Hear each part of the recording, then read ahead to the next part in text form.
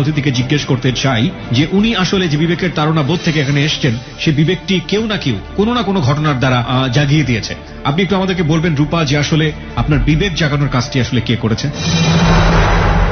সম্পূর্ণভাবে যার সাথে আমি মানে আমার বাবা কাছ থেকে যখন আমি চলে আসি, তারপর যার মাধ্যম থেকে আর কি আমি এই সম্পূর্ণ কিছু জানাশোনা সবকিছু চিনি আর কি, তো সেই আপুই আর কি আমাকে সবকিছু আর কি হলো। আপনার বিবেকটা জাগানোর কাজ কি সেই করেছে যে আপনি ভালো থাকেন, সুস্থ থাকেন? হ্যাঁ হ্যাঁ হ্যাঁ। সেই আপুর নামটা কি আমরা জানতে পারি? আপুর নামটা আপনি বলতে চান না? Okay fine.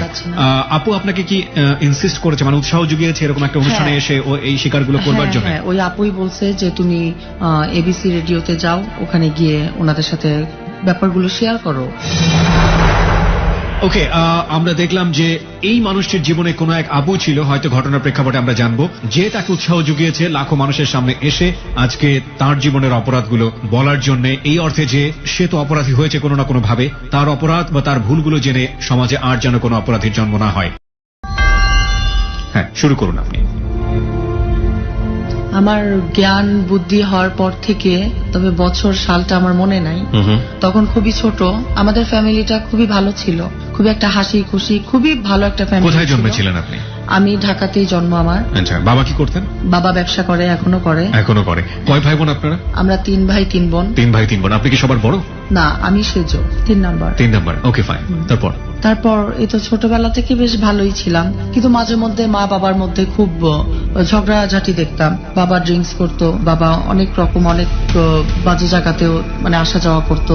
তারপর আমার আম্মুকে মার খেতে হতো, তখন আমরা দেখি আর কি। আমি তখন ছোট, আমার বড় বোন বড় ভাই ওরাও সবাই ছোট ছোট, কিন্তু তারপর থেকে দেখি যে আমার আম্মু এরকম মার খায়, খুবই অত্যাচার মানে ভোগ করে আমার আব্বুর কাছ থেকে। কিন্তু আমাদের বাড়ি টাড়ি বা টাকা পয়সা এগুলো নিয়ে কখনো মানে আমাদের মধ্যে কোনো বিবাদ ছিল না। কিন্তু আমার বাবা যখনই ড্রিঙ্কস করতো, যখনই নেশা পানি করতো, তখনই আমার আম্মুকে মারধর করতো। একটা মহিলা, হাজরার নাম, ওই মহিলাটার সাথে আমার আব্বুর খুব ভালো একটা সম্পর্ক হয়। আমার বাবার কাছ থেকে সবসময় টাকা পয়সা নিত। আব্বুর ঝগড়ার মধ্যে বুঝতাম রিয়ানার সাথে ছিল কন্টাক্ট আছে, যে কাপড় চোপড়ের যে ব্যবসা করে থান কাপড়ের, ওই হাজরা আর আমার বাবা দুজন মিলে ওই হিরোইন খাইতো দোকানের মধ্যে, দোকানে শাটার ফালায় ভিতরে দুজন বসে। দোকানে কেন হাজরা যাবে? হাজরা দোকানে যেত কিভাবে? এটা তো রাতে হইতো। রাতে হাজরা কে ছিল, মানে আত্মীয় বা কোনো কেউ ছিল? না না না, আমার বাবার সাথে ওই খারাপ মহিলা আর কি। Okay fine. তো আমার আম্মু সব সময় যাওয়া আসা করতো। তারপর একদিন দেখছে যে দোকানে এরকম তালা দেওয়া, শাটার ফালানো। তো আমার আম্মুর মনের মধ্যে সন্দেহ হয়েছে যে শাটার ফালানো, তাহলে ভিতরের মধ্যে মানে ফ্যানটা যে চলতেছে শব্দ হচ্ছে, এরকম শব্দ হচ্ছে। আমার আম্মুর মানে ভিতর থেকে একটা ও মনে হয় ভিতরে কেউ একজন আছে। হ্যাঁ, কিন্তু তখন ওই শাটারটা ভাঙাইছে নিউ মার্কেটের যে দারোয়ানগুলি, ওনাদের 2 জনকে দিয়ে ওইটারে করছে। তারপর যখন তালা ভাঙতে পারে না, তারপর ওই স্বপন আঙ্কেলের কাছ থেকে চাবি নিয়ে ওইটা খুলছে। খোলার পর দেখছে যে ওই মহিলাটা, আর ওই মহিলাটারে দেখতে এত বিচ্ছিরি, মানে আমার আম্মু ভাবতেও পারে না যে এই মহিলার সাথে তুমি বৈশা নেশা করতেছো, এটা তো অসম্ভব। তো আমার আম্মু বলতো যে দেখো তুমি মদ খাবা। তখন কিন্তু আমার বাবা ওই বেশিরভাগ মদই খাইতো, কিন্তু কন্টিনিউ সে খাইতো, হিরোইন খাইতো। 500 টাকার নোট পেঁচায় পর্যন্ত সেই খাইতো, হিরোইনটা খাইতো। তারপর ওইখানে আমার আম্মুরে মারতেছে। সেই রাতেই আমার আব্বু আমার আম্মুকে মানে দা দিয়ে অনেক জোরে, মানে এমন জোরে একটা কোপ দিছে পিছনের, মানে পিঠের, আপনার এইখান থেকে এতটুকু মানে অর্ধেক পর্যন্ত পিঠে মানে করে ফেলাইছে, কাইটা ফেলাইছে। 32টা সিনি দিছে আমার আম্মুর পিঠের মধ্যে। আমার আম্মু মানে বাঁচত না, এরকম অবস্থা। তখন আমার দাদিকে বলতো, আমার দাদি এখনো আছে, কুকুর আছে, বড় চাচারা আছে, সবাই আছে, সবাইকে বলতো। কিন্তু ওনারা, কারণ আমার বাবারে কিছু করতে পারতো না, কারণ আমার বাবারে এখনো সবাই ভয় পায়। 2000 সালে আমার ছোট বোন হয়, জানুয়ারির মানে 1 তারিখে। তারপর আমার ছোট বোনটাকে দেখে আমার বাবা আর কি তখন বলে যে আমার আম্মুরে আদর করে বুড়ি বলতো। আমার আম্মুরে খুব ভালোবাসতো। আমার আম্মু আর আমার বাবা মানে তারা দুজন আর কি প্রেম করেই বিয়ে করছিল। আমার আম্মুকে খুব আদর করতো, বুড়ি বলতো। আমার আম্মু আব্বুকে মানিক বলতো। মানে তাদের এতটাই ভালোবাসা ছিল। মানে আমার জ্ঞান হওয়ার পর থেকে মানে ওই 3-4 বছর আর কি এরকমটা দেখছি যে তাদের মধ্যে এরকম ছিল। আর এইগুলি হয়েছে মানে মূলত ওই যে মহিলাদের কারণে।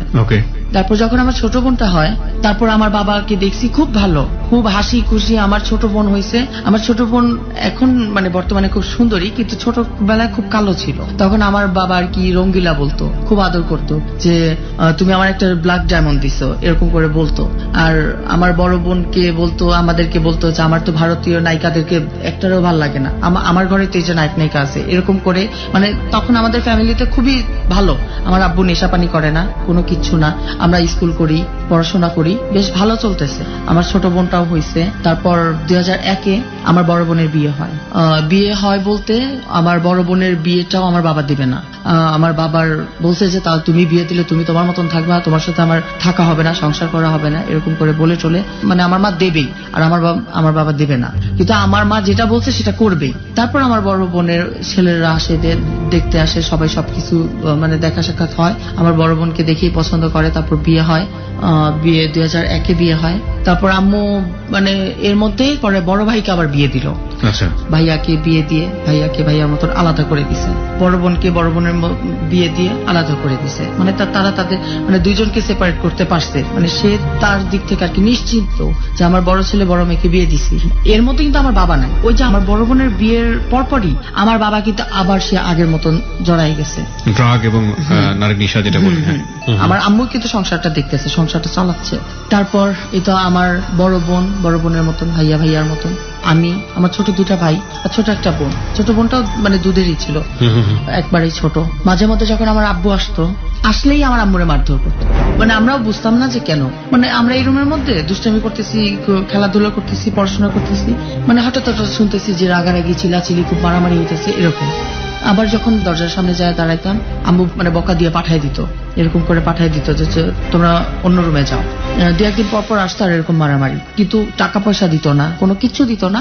আমার মা আর আমার বাবা মানে চলতেছে তাদের মতন, তারা মারামারি করতেছে, আমরা আমাদের মতন আছি, এরকম করে চলতেছি। তো একদিন আমার বাবা আবার আসছে, আবার আমার আম্মুরে বলতেছে যে তোমার আলমারিটা খুলো। আলমারিটা খুলো কেন? বললো যে তোমার যে একটা হার আছে ওই হারটা দাও। বলছে যে তুমি যদি এখন যদি মারা যাও আমি তোমার একটা আংটিও দেবো না, একটা নাক ফুলও দেওয়া সম্ভব না। তারপর অনেক জোরাজোরি করে আলমারি খুলে দেখছে যে কোনো গয়না নেই। আমার আম্মু গয়নাগুলি সব সরাই ফেলছে। তো আমার মায়ের অনেক গয়না ছিল। তো এরকম গয়নাগুলি মানে বেশ কিছু গয়না এরকম নিয়ে বিক্রি করতো। আমার মা যখন বুঝতে পারছে যে আমার বাবা তো মানে গয়না নিয়ে বিক্রি করতেছে আর খাইতেছে, আর সে তো দোকানেই বসতো না, ইন্ডিয়াও যাওয়া আসা করতো না, তাহলে সেই টাকাটা ইনকাম করবে কিভাবে? আর যে ভাড়া ভুড়া পাইতো, দোকানের ভাড়া, বাড়ি ভাড়া যা পাইতো, এগুলি তো আমার মা মানে আমার বাবারে দিতই না। আমার তো বাচ্চা কাচ্চা আছে। তারপর অনেক সময় মারামারি করতো, ঝগড়াঝাটি করতো, তারপর আমার বাবা নিয়ে যাইতো। আমার আম্মুকে অনেক মারধর করতো, না দিলে যে ব্লেড বা চাকু বা খুঁট টুট ছিল, আমার আম্মুর এই মানে গালের এখান থেকে ধরে এরকম একটা মানে পাড়াপাড়ি করতে যে এরকম কাইটা ফেলছিল, এদিকে কাটছিল, এই গালের এখান থেকে নিয়ে ঠিক এতটুকু পর্যন্ত একটা কাটা দাগ ছিল আমার মায়ের। এইখানে কাটা দাগ ছিল, এইখানে কাটা দাগ ছিল, আর পিছে শরীরে তো এমনিতে তো কাটা দাগ ছিলই। এরকম করে মারধর করতো নেয়ার জন্য। তারপর সেদিন আর কোনো গয়নাকাটি পাইনি, আলমারি খুললো। আমার মায়ের যে দামি দামি যে শাড়ি ছিল, না হলে 10টা থেকে 12টা শাড়ি নিয়ে গেছে। শাড়ি নেওয়ার পরে আম্মু অনেক রাগারাগি করলো। তো তারপর তার শুনলো না, বাবা চলে যায়। তারপর আম্মু তারপরের দিন সকালে জানতে পারলো যে বাবা নাকি ওই হাজরা নামের ওই মহিলাকে নাকি বিয়ে করবে। তো এটা যখন জানতে পারে, তারপর আমার মা মার্কেটে যায়, অনেক রকম আর কি ঝামেলা করে, কিন্তু সেটা শুনলো না। আমার বাবা আবার বাসায় আসলো, বাসায় আমার আম্মুকে এসে মারধর করলো, আর মানে অনেক গালাগালি করলো যে তুই মার্কেটে গেছিস কেন, তুই ওর সামনে তুই যে আমার যে গালাগালি করলি, এটা কি আমার কি মান সম্মান গেল না? তখন আমার আম্মু বলছে যে বউ বাচ্চা কাচ্চা রেখে তুই আরেকটা মেয়ে নিয়ে থাকবি, ওইটাতে তোর মান সম্মান যায় না, আর আমি তোর ঘরের বউ হয়ে আমি গেছি, তো এটাতে তোর খুব মান সম্মান লাগলো। তো এরকম পর্যায়ে আর কি। তারপর সেই রাতে আর বাবা আসে নাই। তারপরের দিন রাতটা পার হইলো, তারপরের দিন আম্মু আমাদেরকে খাওয়া মানে সকালবেলা খাওয়া দাওয়া শেষ, সবকিছু শেষ। আমার ছোট বোনকে আমি গোসল করাইতেছি, আর ছোট ভাইটা মনে হয় স্কুলে, তার ছোটটাও তো ছোট, স্কুলে দেওয়ার মতন বয়স হয় নাই। আর ছোট বোনটা একবারে ছোটটাকে আমি গোসল করাইতেছি। আমাদের একটা বুবু ছিল আমাদের বাসায়, মানে 17-18 বছর ধরে কাজ করছে। ওই বুবু রান্না টান্না করতেছে। তারপর মা, বুবুর নামও ছিল হাজরা, বুবুরে বলতেছে যে এই হাজরা আলমারির চাবি কই। তারপর আম্মু খুব মানে শাড়ি টাড়ি পরছে, আমার আম্মু খুব সাজুগুজু করছে, আমাদের সবাইকে আদর টাদর করছে। আমার ছোট বোনকে মানে ই করছে, খাওয়া দাওয়া করায়। এটা আমার বললো যে মা তুই ওরে গোসল করা, এটা বলে আর কি আমার আম্মু রুমের মধ্যে গেছে। তারপর বুবুও আলমারি খুলে ব্যাগ ট্যাগ দিয়ে আসছে, চাবি টাবি দিয়ে আসছে। আবার আমার বুবুর কাছে সবসময় চাবি টাবি থাকতো, তো ওর কাছ থেকে চাবি টাবি নিছে। আম্মু আবার ওর আবার ইশারা করছে যে যা তুই এই মানে রুম থেকে যা। ও মানে আমার বুবুটার মানে বুঝতে পারে না যে আম্মু কি করবে। তারপর আমি বললাম, মানে বুবু আসলো পরে বাথরুম থেকে মানে জোরে জোরে বলতেছি যে বুবু আম্মু রুমের মধ্যে কি করে? পরে বললো যে জানি না, খালাম্মা মনে হয় কি করবো, মানে কাগজপত্র দেখলাম যে আলমারি থেকে বাইর করলো, বড় কালো ব্যাগটাও বাইর করছে, জানি না কি করবে। যখন এটা বলছে তারপর আমার ভিতরে জানি কেমন লাগলো, যা তাহলে দরজা আটকে, মানে দরজা টরজা জানালা টানালা সব আটকাই দিল কেন? মানে আমাদের রুম ঘুরে ড্রয়িং রুমে দিয়ে গেলে মানে আমার আম্মুর বেডরুমের ইটা দেখা যাইতো, জানালাটা দেখা যাইতো, তো ওই রুমের জানালাটা মানে আর আটকায় নাই বা খেয়াল ছিল না আটকায় নাই, কিন্তু এমনি এমনি আর কি পাট দেওয়া ছিল, বিড়ানোর মতন ছিল। যখন অনেকক্ষণ ধরে আটকানো, তারপর আমি আমার ছোট বোনরে বলতেছি যে আমি তোরে তো গোসল করেছি, এখন তোরে তো দুধ খাওয়াইতে হইব, ওরে দুধ খাওয়াইলে তো ও আর কি খাইতে খাইতে ঘুমায় যাইবো। বুবু তারপর বলতেছে আচ্ছা তুই আমার কাছে দে, আমি ওরে খাওয়াই। তারপর মানে মনের মধ্যে একটা কৌতূহল জাগলো যে মা তো কোনো সময় তো দরজা আটকায় না, ব্যাগ ট্যাগ যত কিছু করে, আব্বু থাকলে না দরজা টরজা আটকায়, কিন্তু এখন তো আব্বু নাই, তাহলে আমরা তো আছি, আর আমরা তো জানি না ওই কাগজপাতি দিয়ে কি করবে, তো দরজা আটকাইলো কেন? তারপর ওই ঘুরে গেছি, ওই ঘুরে যাইতেই দেখছি যে আমার মা যে কিভাবে যে চিল্লাইতেছে, মুখ দিয়ে শুধু সাদা সাদা ফেনা উঠতেছে। আমি যখন চিল্লাইতেছি তখন আমার বুবু, আমার ছোট ভাইটাই, আমার ছোট যেটা ওটা স্কুলে ছিল, আর ওইটার ছোট ভাইটা, আমরা সবাই, আমার বুবু, আরো আমার চিল্লানি শুনে আরো যারা যারা আসছে সবাই দেখতেছে জানালা দেয়া। তখন আমার মা শুধু হাসতেছে আর বলতেছে যে আমাকে আর কেউ কোনোদিন জ্বালাইতে পারবো না, আর আমাকে বলতেছে যে মা তুই আমার ছোট ছোট ছেলে মেয়েদেরকে মানে দেখিস। আর বুবুরে বলতেছে যে, মানে বুবুর নাম ধরে বলতেছে যে হাজরান তুই তোর খালুরে বলিস যে খালাম্মার আর কোনোদিন আপনি মারতেও পারবেন না, আর আর মানে আর কোনোদিন বকাঝকাও করতে পারবেন না, এরকম করে বলতেছে। কিন্তু আবার মা হাসতেছে, আমার মা খুব জোরে জোরে হাসতেছে। বিষটা তো খাইছে, এটা তো বিষটা আমি দেখছি, বিষটা এমনি সিরাপের মতন, যদি একটু পানির মধ্যে বা শরীরের মধ্যে লাগলে কিন্তু এটা সাদা হয়ে যায়, পুরো সাদা ফেনার মতন উঠতেছে। তো সে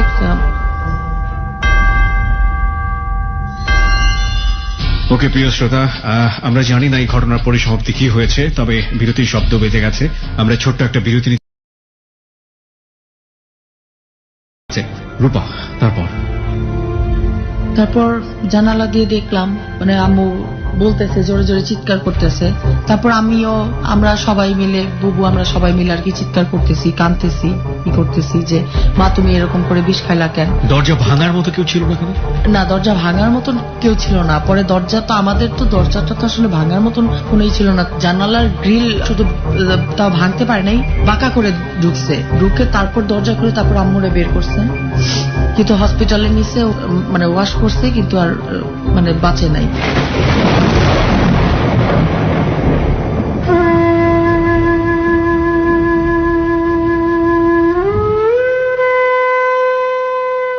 কি বের করেছিল আপনার মাকে?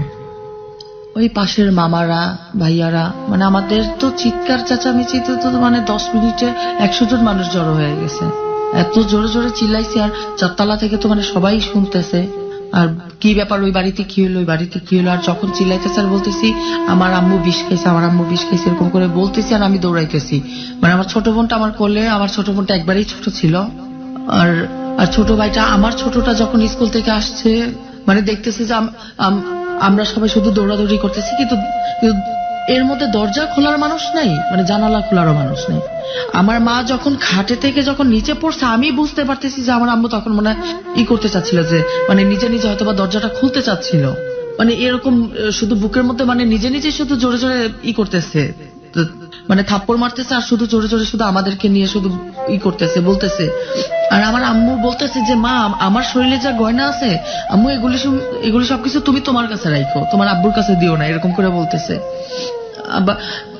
তারপর যখন অনেক চেঁচামেচির পর মানে সাইডের যে পুরুষ লোকরা, মামারা, আঙ্কেলরা ছিল, ভাইয়ারা ছিল, বা পাশের ফ্ল্যাটের যারা যারা ছিল, তারা সবাই আসছে, কিন্তু দরজাটা অনেক ভাঙার চেষ্টা করছে, দরজা ভাঙার মতন কোনো ই নাই। তারপর বের করার পরও আমার মা আমার মাথা টাথা আমার মুখটুক এরকম করে ধরতেছে আর বলতেছে যে আম্মুরে আমি মনে আর থাকবো না, আমি মনে হয় সত্যি সত্যি মনে মরে যাব, যে তুই আমার ছোট মেয়েটা, আমার ছোট ছোট 2টা বাচ্চা আছে, তুই দেখিস। তারপর আমি বলতেছি যে আব্বা নাই, কেউ নাই, তুমি এখন এরকম করলা কেন, মানে এরকম। তারপরে সবাই বলতেছে যে যাক বিষ খেলে সবাই বাঁচে। তারপর ওটা হসপিটালে নিল, কিন্তু বললো যে না, সে মারা গেছে। এই সময়টাতে আপনার বাবাকে খবর দেননি? না, এর মধ্যে আমার বাবা জানে না যে আমার মা মারা গেছে। আমার বাবার কোনো যোগাযোগ করার মতন কোনো ইয়া নাই তো, কারণ সে তো তার মতন হাজরা নামের ওই মহিলার কাছে এসে চলে গিয়েছে আগে। হ্যাঁ, তো এর মধ্যে আমরাই যা যা করার করতেছি। তারপর যখন ওই সে মারা গেছে, তো এখন এটা নিয়ে তো অনেক থানা পুলিশ হয়েছে, অনেক কাটাছেড়া হয়েছে। যখন আমার আম্মুকে যখন ধোয়াইতে যায়, মানে কাফনের কাপড় 2 বার চেঞ্জ করতে হয়েছে। মানে আমার মায়ের যদি কপালটা আপনি তখন দেখতেন যে মানে কপাল এটার মধ্যে পানি ঢালার মতন কোনো ছিল না। কারণ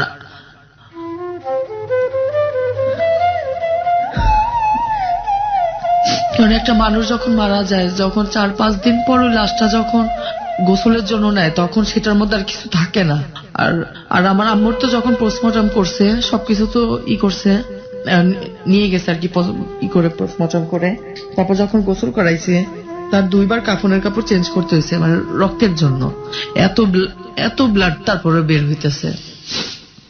যখন ধোয়ানো হয়েছে, ওই যে শেষ দেখা, মানে জানাজা দিলে নাকি আর দেখানো যাবে না, ওই শেষ দেখার সময় সবাই জানি না আমার বাবা কার কাছ থেকে খবর পাইছে।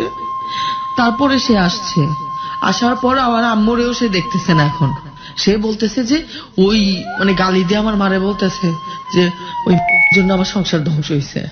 কিন্তু যার জন্য আমার মাই দুনিয়া ছেড়ে চলে গেল, সে আমার মার লাশ পাশে, সে আমার মারে দেখলো না এক নজর। সে আইসে আমার মার মানে লাশের পাশে এসে গালাগালি করতেছে। পরে আমার দুলা ভাইয়ারা, তারপর আমার ভাইয়া শ্বশুর বাড়ির ওই মাউইরা সবাই মিলে আসলো, আমাদেরকে ধরলো বলতেছে সে যে আপনি কেমন, আপনি আইসা আপনি বিয়ানকে দেখবেন না। আমার ভাবির মা বলতেছে, তখন আমার বাবা বলতেছে যে এ মরছে, মানে গালি দিয়ে বলতেছে যে এই কুত্তার পালেদেরকে রাইখা গেল কেন, মানে আমাদেরকে রাইখা গেছে কেন, নিয়ে গেল আম্মুরে কবর টবর দিল। তারপর সে আমার মারে দেখবে না অনেক জোর জুলুম করে। তারপর আমার মারে সে শুধু একবার দেখছে। আর যখন দেখছে ওই মুহূর্তটা ওই লোকটা মানে নেশা অবস্থায় ছিল। যখন নেশা কেটে গেছে, তখন ঘুমের থেকে ওইটাই শুধু আমার মারে বলতেছে যে আমার বড় ভাইয়ের নাম ধরে মানে আমার আম্মুকে ডাকতো, আবার বুড়ি বলতো। কিন্তু সেই দিন অনেকবার আর কি করতেছে যে আমার বুড়ি কই, আমার বউ কই, আমার বাচ্চার মা কই, এরকম করে তখন আমার মারে অনেক খুঁজছে। তারপর কবরের পাশে যায়, তো ওই তো সে তো 3 দিন 4 দিন ওই কবরের মধ্যে থেকে আর উনারা আনা যায় না। এরকম একটা অবস্থা। 2 মাসের মতন পার হয়, ভাইয়ার মতন বউ নিয়ে বাইরে চলে যায়। এই বাবা ওই 2 মাস পর থেকে বাসার মধ্যে আসা যাওয়া করে। তারপর আমি একদিন বলি, যাবু আমাদের কাছে টাকা পয়সা নাই, আমার টাকা লাগবে, আমার স্কুলের বেতন লাগবে, স্যারের টাকা লাগবে, এরকম করে বলতে থাকি, হিসাব নিকাশ দিতে থাকি। আমি আর আমার ছোট ভাই শুধু স্কুলে পড়াশোনা করি, আর আমার ছোট ভাইটা, ছোট বোনটা আর বুবু, আমরা এই কয়জন শুধু ফ্যামিলিতে। আর বাবা ওই যে আমার মা বেঁচে থাকতে যেমন মাঝে মধ্যে আসতো না এরকম। কিন্তু এর মধ্যে কিন্তু আমাদের আর কোনো আত্মীয় স্বজন কখনো আসতো না, কখনো আমাদের খোঁজ খবর নাই, মানে কোনোদিনও না। পরে আমি আর বুবু ওই যে হাতের কাজ করে, শিলি কাজ করে, লেহেঙ্গা বড় বড় শাড়ি থেকে পাথরের কাজ করে, হাতের কাজ করে, এগুলি আমি জানি। তারপর মানে অনেক রকম যে হাতের কাজ আছে, মানে আর্ট করা বা সেলাই কাজ করা বা ময়ূর টয়ূর অনেক রকম নকশা টকশা, এগুলি আমি জানি, এগুলি করতাম, তখন থেকেই করতাম। তো এগুলি করেই আর কি আমি আমার স্কুলেরটা, আমার হাতের আন্টিটা ছিল, আমার মা দিছিল, ওইটা পর্যন্ত বিক্রি করে আমি তারপর ওই যে ফাইনাল পরীক্ষা দিতে গেলে যে ফিস টিস লাগে, যা লাগে সবকিছু ওকে করি। 7-এর পরীক্ষাটা দিই। তারপর বাবা আসে, 7-এর পরীক্ষা শেষ, তো তখন থেকেই বাবা আসে। আর খুব অত্যাচার করতো, মানে অত্যাচার বলতে কি, সে তো নেশাগ্রস্ত অবস্থায় ছিল, সে আসলে আমাকে খুব মারধর করতো। সে ওই যে যেমন আমার মায়ের সাথে করতো, সেইটা আমার মা নাই এখন, সে মানে আমার ভাই বোনরা ঘুমায়, আমাকে ডাক দিত, আমাকে এই এদিকে আয় এরকম করে ডাক দিত, ভাতটা দিতাম, বুবু থাকতো। তারপর সে শুধু কথায় এই তোর মা কই গেছে, আশ্চর্য তো, আম্মু তো নাই, তো তুমি কি মা কই গেছে মানে এইটা বলে মানে মারধর শুরু করতো। আর আমার বাবা আমাকে এমন ভাবে মারধর করতো যে আমার এই যে বাম পাশে আমার এই যে হাড়টা দেখতেছেন, এটা কিন্তু একটু মানে এটা কিন্তু ভেঙে ফেলছে। ওই লাঠির ইয়াটা মানে লাঠির মতন বড় ছিল, বাটামের মতন, ওইটা দিয়ে মারতে আমার এই চোখটা পর্যন্ত মানে আমার কানা হয়ে যেত, এরকম একটা অবস্থা। এটা সে তার হাতে যেদিন আমি ওরকম কুত্তার মতন মাইর খাই, ওই সেই দিন থেকে আমার খুব রাগ হইলো যে এতকাল আমার আম্মুরে দেখছি, এখন সে আমার সাথে করতেছে এরকম। তো সেই রাতে আমার হাতের কাছে ছিল ব্লেড, সেই থেকে আমার হাত পা আমার সবকিছু আমি কাটি। আমার অন্যায় না, আমার ভুল না, কিন্তু আমাকে কেউ কিছু যদি বলে না বুঝা বলবি, আমি বোঝানোর চেষ্টা করি, তারপরে সে যদি না বুঝে, ওই যে আমি তারে বুঝাইতে পারলাম না, এটা তাহলে আমার ব্যর্থতা। আর সে আমাকে উল্টা ভুল বুঝে সে আমাকে গালাগালি করলো বা সে আমাকে মারলো, এই কষ্টটাতে তখন আমি সামাল দিতে পারি না। তখন একমাত্র মনে যায় আমি আমার রক্ত দেখলে মনে আমার মাথাটা ঠান্ডা হয়। যখন আমি আমার হাতটা কেটে ফেলি তখন দেখা যায় অনেক রক্ত বের হয়, তখন আমার মাথাটা ঠান্ডা হয়। প্রিয় শ্রোতা, আমরা এই বিষয়টি নিয়ে আমাদের সাইকিয়াট্রিস্টের সাথে কথা বলবো। অনেকেই এই ধরনের বিহেভ করে থাকেন নিজের শরীর নিয়ে। এই ধরনের আচরণকে সাইকোলজির ভাষায় আসলে কি বলে এবং এই ধরনের আচরণ আসলে কেন হয়, এ থেকে মানে উত্তরণের উপায়টা কি? আপনারা নিশ্চয়ই জানেন যে আমাদের সাথে একজন সাইকিয়াট্রিস্ট আছেন, জাতীয় মানসিক স্বাস্থ্য ইনস্টিটিউটের প্রফেসর ডক্টর তাজুল ইসলাম, যিনি অনুষ্ঠান শেষে তার মূল্যবান মতামত প্রদান করবেন। আমার মাথা কেন এরকম করে সে ধরে মারবে? আমার মাথা তো মানে মাথার জায়গাতে নাই, আমার মাথার বিভিন্ন জায়গাতে কাটা ফাটা এরকম জায়গা শিলি আছে। মানে আমার বাবা যখন আমার চুল ধরে মারে বা আমার কোন শরীরের মধ্যে যখন লাঠি টাঠি দিয়ে যখন পিটায়, তখন আমার খুব রাগ হইতো যে আব্বু আমার কেন মারতেছে। আর আমি খুব চিল্লাইতাম, খুব মানে জোরে জোরে। তো তখন আমি গালি দিতাম যে আমার আম্মুরে তুমি তো মানে বাধ্য করছো বিষ খাইতে, তাহলে কি তুমি কি এখন কি আমারও কি মানে বিষ খাওয়াই কি মারবা নাকি? এরকম যখন করতাম, এই আশেপাশে সবাই শুনতো, খুব খারাপও বলতো। তারপরে মানে এটা হচ্ছে আমার মা মারা যায় 2004-এ মে মাসের 5 তারিখে। আর তার 2 মাস থেকেই শুরু হয় মানে আমাকে নিয়ে তার পড়ে থাকা এরকম একটা অত্যাচার বা টর্চার করা। তো এরকম করতে করতে প্রায় 4 মানে মাস 6-এর মতন হয়েছে। তো সে আসে না 7-8 দিন। আমার ছোট ভাই বোন 2টা, আমি আমার ছোট বোন, তো ওদেরকে আমি কোথায় খাবো? ওর মধ্যে কিন্তু আমার বুবুটাও চলে গেছে। আমি রান্না বান্না কিচ্ছু করতে পারি না। আমি আমার ছোট ভাইটাকে নিয়ে মানে বের হইতাম দোকানে দোকানে গিয়া, মানে বাসার মধ্যে কিচ্ছু নাই। আর দেখা যায় কি আশেপাশে ভাড়াটিয়ারা কয়দিন দেখবে, প্রায় 6-7 মাস হয়ে গেছে। আর টাকা পাইলে আমরা সবাই মিলে যে চরকি চড়ে, চরকিতে চড়ে আমরা ভাই বোনরা, ছোট বোনটাকেও কোলে নিয়ে চরকিতে যাই, গুড়ি এটা খাই ওটা খাই, চটপটি খাই ফুচকা খাই। মানে মাথার উপরে মানে ট্যাগেল দেওয়ার মতো কেউ ছিল না, কোনো গার্জিয়ান ছিল না। আর বাবা আসলেও মারধর করতো। আপনার বাবা কি ততদিনে হাজরাকে বিয়ে করে ফেলেছে? হ্যাঁ, হাজরাকে বিয়ে করে অন্য জায়গাতে থাকতো।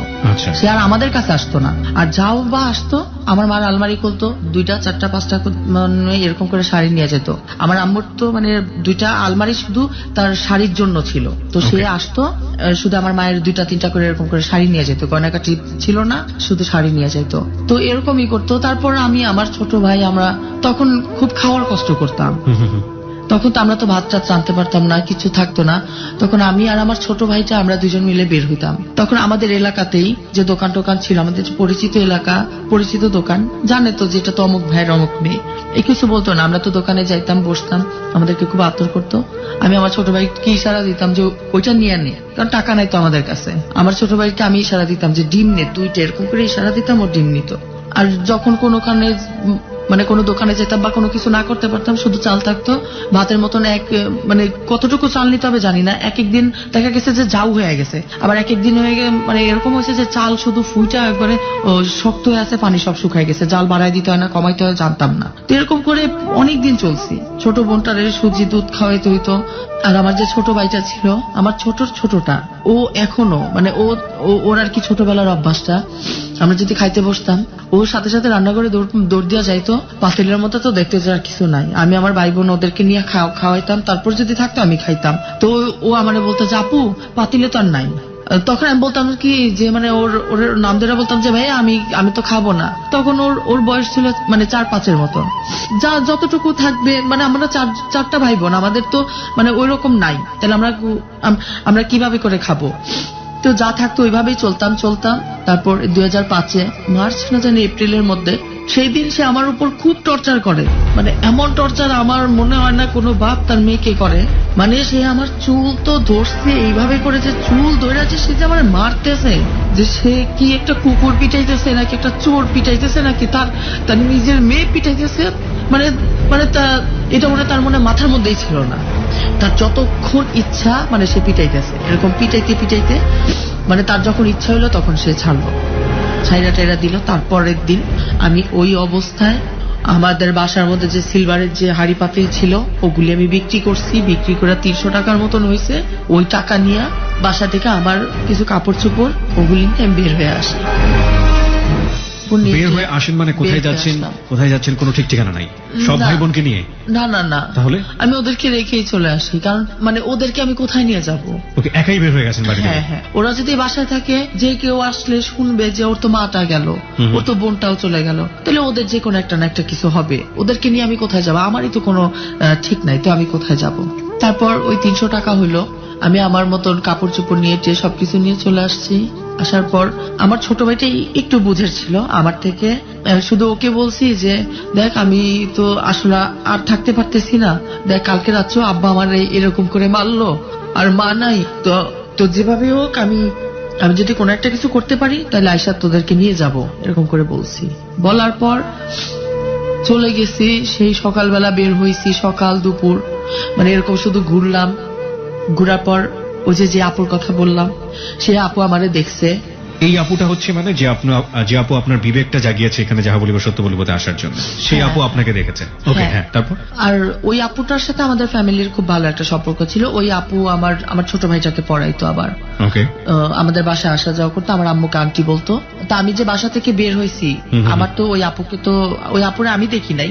আমি যখন বের হয়ে, যখন আপনার ওই সাদাবাদের পরে বিশোর না এরকম কোন একটা জায়গার নাম মনে হয় আছে, তা আমি নিজেও জানি না। আমি একটা সিএনজি নেই, আমি ওই সিএনজি আলারে বলছিলাম যে অনেক দূরে যাব, মানে বলছিলাম যে সায়দাবাদে যাব, আন্দাজেই বলছিলাম, কিন্তু কখন আমি সায়দাবাদ যাইনি। তখন কেন যাচ্ছেন সায়দাবাদ জানেন আপনি? আমি জানি না, ওকে। মানে বাসা থেকে বের হয়েছি, ওই যে একটা রাগ মনের মধ্যে, আজকে কালকে রাত্রে আব্বা আমার মারলো, এরকম করে শুধু শুধু মারতেছে, অথচ আমার স্কুলেও পাঠাইতেছে না, কোনো কিছু না, টাকা পয়সা দেয় না। তো এইগুলি নিয়ে যখন মানে নিজে নিজে রাগ হয়, তখন আর কি আমি বের হয়ে যাই। আর ওই সায়দাবাদ যে যাবো, তখন আমার কোনো পরিকল্পনা ছিল না, আন্দাজেই নিজে থেকে চলে যাই। সায়দাবাদ গিয়ে ওই বিশোরের ওইখানেই সাইডে একটা ফুটপাতের মতন যে একটা ছিল, যে মানুষ হাঁটা চলা থাকে,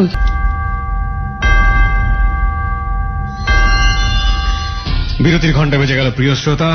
this is the background of the story. আমরা রূপার আজকে যে রূপা হয়ে ওঠা, এবং রূপা আজকে এখানে ছদ্মনাম ব্যবহার করছে, নোট অন দ্যাট পয়েন্ট। এই ছদ্মনামটা এই কারণেই ব্যবহার করতে হচ্ছে যে তার আসল নামটি ব্যবহার করলে তার এলাকায় তাকে অনেকেই চিনে যাবেন। রূপাকে চেনানো আমাদের মূল উদ্দেশ্য নয়, আমরা শুধু বলতে চাই সমাজে এরকম অসংখ্য রূপা আছে যারা এরকম অপরাধী হতে বাধ্য হন। কি অপরাধটা, কিভাবে সে ধীরে ধীরে অপরাধের দিকে যাচ্ছে, সেগুলো আমরা ডিটেল জানবো। তবে তার ব্যাকগ্রাউন্ড আপনাদেরকে দেখালাম এই কারণে যে সমাজে একজন অপরাধী আপনা আপনি জন্ম হয় না। সমাজে একজন অপরাধীর জন্ম হতে একটা শক্তিশালী অপরাধমূলক ব্যাকগ্রাউন্ড লাগে, এবং সেই ব্যাকগ্রাউন্ডের মধ্য থেকেই একজন মানুষ স্বপ্নহীন হয়ে যায়, একজন মানুষ বাধ্য হয়ে খারাপ রাস্তায় পা বাড়ায়, নইলে কোনো অপরাধী আসলে অপরাধ করতে চায় না। আমরা সেই ব্যাকগ্রাউন্ড আপনাদেরকে দেখিয়েছি। রূপা, আমরা এখন পর্যন্ত আপনাকে SMS পোলের মুখোমুখি করিনি, বিকজ আমার কাছে মনে হয়েছে যতটুকু আমি শুনেছি প্রত্যেকটি কথাই হৃদয়ের কথা, প্রত্যেকটি কথাই সত্য কথা। এখানে যারা বলতে আসেন তাদেরকে নিয়ে যদি কখনো কনফিউজ সৃষ্টি হয় কোনো কথা নিয়ে, আমরা শ্রোতাদের হাতে ছেড়ে দিই। তারা যদি না ভোট বেশি দেন তাহলে সেই গল্পটা আমরা ড্রপ করার সিদ্ধান্ত নিয়ে রেখেছি, কিন্তু এখন পর্যন্ত আজ পর্যন্ত সেটা হয়নি। তারপরেও যে কোনো মুহূর্তে আমরা আপনার কোনো বিষয় নিয়ে SMS পোলের মুখোমুখি হব। আমাদের লিসনাররা ভোট দিয়ে নিশ্চয়ই জানাবেন যে আপনার ঘটনাকে সামনের দিকে নেওয়া উচিত নাকি উচিত না, কারণ আমরা জানি যে আমরা খুব ভয়াবহ কিছু আপনার কাছ থেকে এই মুহূর্তে শুনতে যাচ্ছি। ওকে, তারপর কি হলো? তারপর আপু আমাকে 2-3 রাত তো মানে ওর সাথে আর আমার কথা শেষ হয় না। ও আমাকে বলে যে এখন আন্টি তো মারা গেছে, তোর ছোট ছোট 3টা ভাই বোন। তারপর আমি বললাম যে আপু এখন আসলে আমি ওদেরকে নিয়ে ভাবতে চাচ্ছি না, আর আমার আম্মু তো মারাই গেছে, আব্বুরে নিয়েও ভাবতে চাচ্ছি না, তো এখন আমার কি করা যায়? আর আমি বাসায় আমার আর মার ধরা সহ্য হয় না, কারণ এই দেখো এই যে আমি সেদিন রাত্রে হাত কাটছি, আবার কালকে রাতেও হাত কাটছি, আবার সেই দিন আব্বু আবার আমার মারছে, মারার পরে যে উপরের হাড়টা আমার পুরোপুরি ভেঙে গেছে। আমি আর যাব না, আর এতকাল তো দেখছি যে আম্মুর সাথে এরকম করে, তো আমি আর যাব না। তো তারপর আপু বলল যে আচ্ছা তাহলে আমার তো পার্লার আছে, তুই আমার পার্লারে তাহলে কাজ টাজ কর। তখন আমি বললাম তো আমি কি একবারে কি তাহলে কি মানে মূর্খ হয়ে থাকবো? আমি কি মানে অন্তত এসএসসি পরীক্ষাটা যেভাবে হোক আমি কি দিতে পারবো না? আর মাত্র তো 8-এ, তো 9-10 এখনো মানে এখনো তো 2টা বছর, তাহলে এই 2টা বছর আমি মানে কিভাবে কি করব? তারপর ও আমাকে বললো যে আরে টাকা হলে তো সমস্যা নাই, তুই এসএসসি না, তুই অনেক কিছু করতে পারবি। তখন আমি আরেকটু মানে ক্লিয়ার হলাম যে মানে তোমার পার্লারেতেই তো মানে ঝাড়ু টাড়ু দিতে হবে, এই মানে এই কাজই তো। তখন ওই আপুটা আর কি হাসলো একটু, হাইসা বললো যে হ্যাঁ এইটাই, তুই এই তো মানে তুই তোর মতন যতটুকু পারস ততটুকু। তারপর ওর এখানে যে মানে যারা আসতো কাস্টমাররা আসতো পার্লারে, ব্রু প্লাক করতো, ফেসিয়াল করতো, মাসাজ করতো, মানে পেডিকিউ মেনিকিউ করতো, অনেক রকম যে মানে যা যা কাজ আছে সবকিছু দেখতাম আমি। তা আমি আস্তে আস্তে আস্তে আস্তে আমি ওদের সাথে সাথে কাজ করি, আমি কাজের সাথে সাথে পুরোটা আমি শিখে যাই। তো এর মধ্যে আর কি স্কুলে আমার আসা যাওয়া করতে থাকে, আপুই আমাকে টাকা দেয়, জি আপুই আমাকে কাপড় চোপড় কিনে দেয়, টাকা পয়সা দেয়, সবকিছু দেয়। ওই তো এরকম চলতে থাকে প্রায় 6-7 মাস এই পার্লারের মধ্যে আমি চলতেছি। এরকম একদিন হঠাৎ করে শুনি কি যে আমার ছোট ভাইটাও নাকি বাসা থেকে বের হয়ে চলে গেছে। ওকে।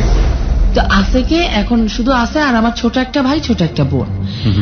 এদেরকে আমার দাদি নিয়ে গেছে আব্দুল্লাহপুর, আর আমার ছোট ভাইটা অলরেডি বাসা থেকে বের হয়ে ও খারাপ ছেলে পেলেদের সাথে ও মানে ঘুরতে ঘুরতে ও কিন্তু নষ্ট হয়ে গেছে। ওকে। এর মধ্যে তো পড়াশোনাও করতেছি, পার্লারের কাজ টাজ করতেছি, কারণ পার্লারে যে ফেসিয়াল টেসিয়াল করি, তারপর আরো যাবতীয় যে ধরনের কাজ টাজ আছে সবকিছু করি। এর মধ্যে আপু আমাকে রেখে টেকে আপু পার্টিতে যায়, অনেক জায়গাতে যায়, কিন্তু আমি মানে পুরোপুরি পার্লারে থাকি। তারপরে এর মধ্যে যখন আমি আপুকে চাপ দিলাম যে আপু আমার টাকা দরকার, তুমি আমাকে আমার হাতে টাকা দিবা, তো এর মধ্যে যারা আসতো আর কি পার্লারে যে ভাবিরা, আমাকে কিছু কিছু লোক চিনতো ওইখানকার, তখন আসলে আমাকে বলতো তোর আম্মু নাই, আসলে দেখ রাজাও ফকির হয়, ফকিরও বাচ্চা হয়, এরকম করে বলে। তা আসলে 10 জনের কথা শুনতে শুনতে একদিন কার না মনে চাইবে যে টাকার কথা বলি। তারপর আমি আপুর কাছে বললাম যে আপু তুমি তো আমার টাকা পয়সা দিতেছো, তুমি আমার সবকিছু করতেছো ঠিক আছে, কিন্তু তুমি আমাকে আমার হাতে টাকা দিবা।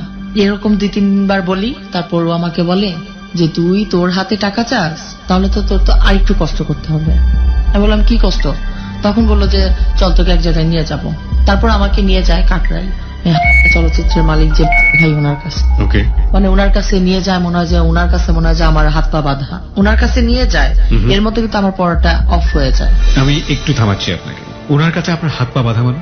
হাত পা বাঁধা মানে আমি তো জানতাম না যে ওনার কাছে নিয়ে যাচ্ছে, আমাকে মিডিয়াতে ঢুকাবে, আমাকে ফিল্মে দিবে, আমাকে কাজ করাবে, তখন আমাকে অনেক রকম অনেক কিছু বলবে। ফাইন, আমার মনে হয় যে আপনি যেটা বলেছেন সেটা আসলে ঘটনাটা ক্লিয়ার হওয়ার পরে আমরা বুঝতে পারবো।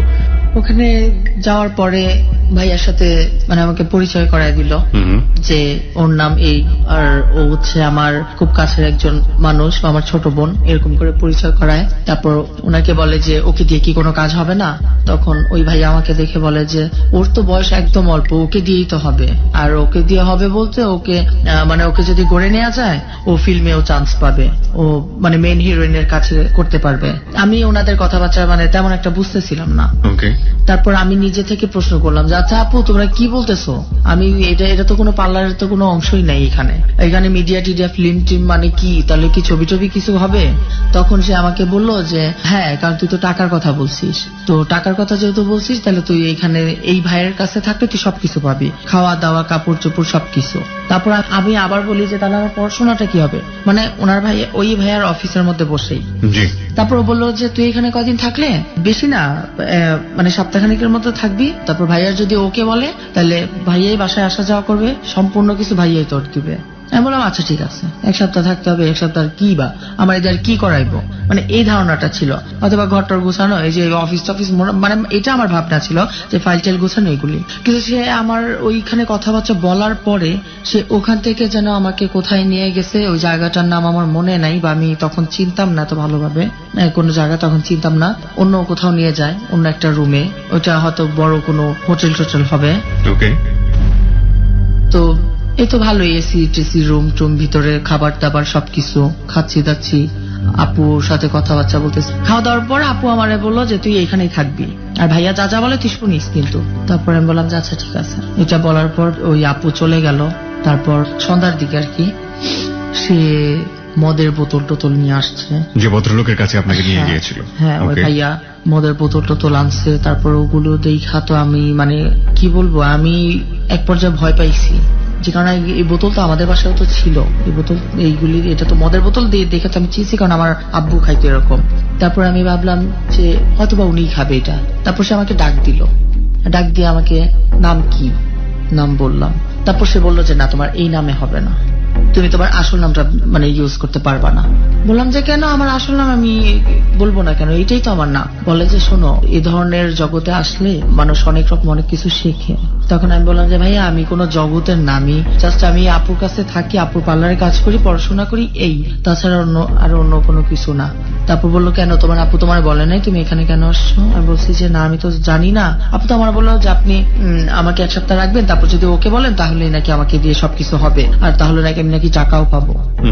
তারপর সে আমারে বলতেছে যে এদিকে আসো, মানে সে আমাকে তখন ডাক দিয়ে আরো কাছে, মানে তার পাশাপাশি নিয়ে বসাইতে চাইলো। তখন আর অনেক ছোট, মানে আরো ছোট ছিলাম, 5-এর কথা, এটা 2005-এ, 14-15 বছর বয়স ছিল তখন। যখন ডাকলো সে মদের গ্লাস ফ্লাস, সে বললো যে ঢালো। আমি বললাম যে দেখেন ভাই এগুলো আমি কখনো ঢালতে পারি না। তো সে আমাকে ঢালতে বলছে, আমি 1 গ্লাস ঢাইলা দিছি। তো সে বলতেছে যে তোমার দিয়ে তো কিচ্ছু হইব না, তুমি গ্লাস ঢালছো, এটা তো 1 গ্লাস ঢালতে হয় না। সে আমাকে অন্য গ্লাসে সে ঢাইলা সে আমাকে দেখে দিল। তারপরে আমি তার মতন করে করে দেখালাম। তখনও ভাবতেছিলাম যে সে মনে আমার দিয়ে এগুলি করাইবো। তারপর যখন সে আমার বললো যে তুমি খাও, আমার অনেকবার বললো, আমি না না না এগুলি তো আমি খাবো না, তারপরেও জোর টোর করলো। তারপর যখন আমি একটুখানি খাইলাম, মানে আমার মানে প্রথম তো আমার গলা বুক টুক সব জ্বলা যেতেছে এরকম। আর তারপর বলছি যে না ভাই এটা আমার দ্বারা সম্ভব না, আমি আর খাবো না, আমি আপুর কাছে চলে যাবো, আপনি যেভাবে হোক আপুর আপনি খবর দেন, আমি চলে যাব। তারপর সে বলে যে এখন তো ফোন করা যাবে না, এখন তো অনেক রাত হয়ে গেছে, এখন তো দেখুন অন্ধকার হয়ে গেছে, এখন তো যাওয়া সম্ভব না, আর এখান থেকে তো বের হতে হলে 1 সকাল ছাড়া এখান থেকে বের হওয়া যাবে না, এখানে মেন গেট আটকায় দিছে। মানে সে তখন আমাকে যেভাবে আর কি বুঝাইতে পারছে। তারপর আচ্ছা ঠিক আছে, তারপর আবারও সে মদ খাইতেছে, আমাকে দিতেছে। আমি তো মানে ভিতরে না, তারপরেও যাক আমি ভাবতেছি কি সকালটা হইলেই, মানে তার সাথে হ্যাঁ হ্যাঁ হ্যাঁ করে করে সকালটা হলে আমি চলে যাব। কিন্তু সে আমাকে যেভাবে মানে জোর করছে খাওয়ার জন্য, কিন্তু আমি 2-3 বার খাইছি। খাওয়ার পরে সে তো মানে গণহারে খাচ্ছে, মানে একটার পর 1 গ্লাস করে খাইতেছে, একটু একটু করে বানাচ্ছে আর খাচ্ছে। মানে সে শুধু আমাকে কাছে ডাকে, সোফার মধ্যে বসা আসে, আমাকে বলে যে তুমি এদিকে আসো, আমার কাছে আসো। আমি বললাম যে না আপনি ওখানেই থাকেন, আমি এদিকেই বসে থাকি, আমি পারবো না আপনার কাছে গিয়ে বসতে। তারপর সে উঠে গিয়ে আমার হাত ধরে মানে টানাটানি করতে করতে সে আমাকে সোফার উপরে এনে বসাইছে। তারপর সে ইচ্ছা করেই আমার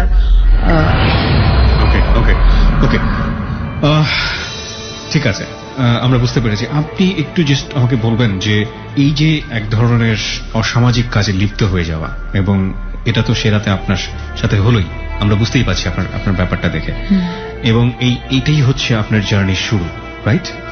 প্রিয় শ্রোতা, এই অপরাধটাকে আপনি অপরাধ বলবেন নাকি বলবেন না সেটা আপনার জায়গাতে, কিন্তু কিছু কোশ্চেন আমাদের মাথায় এসছে। আপনি 14 বছর বয়স তখন, এবং এই 14 বছর বয়সে আপনি কিছুটা হলেও কি আজ করতে পারতেন না ওই সময়টাতে, যে যেহেতু আপনার একটা ফ্যামিলি ব্যাকগ্রাউন্ড ছিল যে বাবা এই ধরনের একভাবে কোনো না কোনোভাবে একটা মেয়ের প্রতি আসক্ত, এবং একই সাথে আপনি তখন কিছুটা হলেও বোঝেন যে এই ব্যাপারগুলো আসলে কি, এবং এটাও হয়তো বা কিছুটা হলেও আজ করতে পেরেছেন যে একটা মেয়েকে এরকম একটা ছেলের কাছে রেখে আসছে যিনি মিডিয়া জগতের, ফিল্ম ইন্ডাস্ট্রি, এবং তাদের মধ্যে এক ধরনের কথোপকথন হচ্ছে। 14 বছর বয়স মানে আপনি তখন যদি পড়ার বয়স হয় তাহলে ক্লাস 9-10-এ পড়তেন।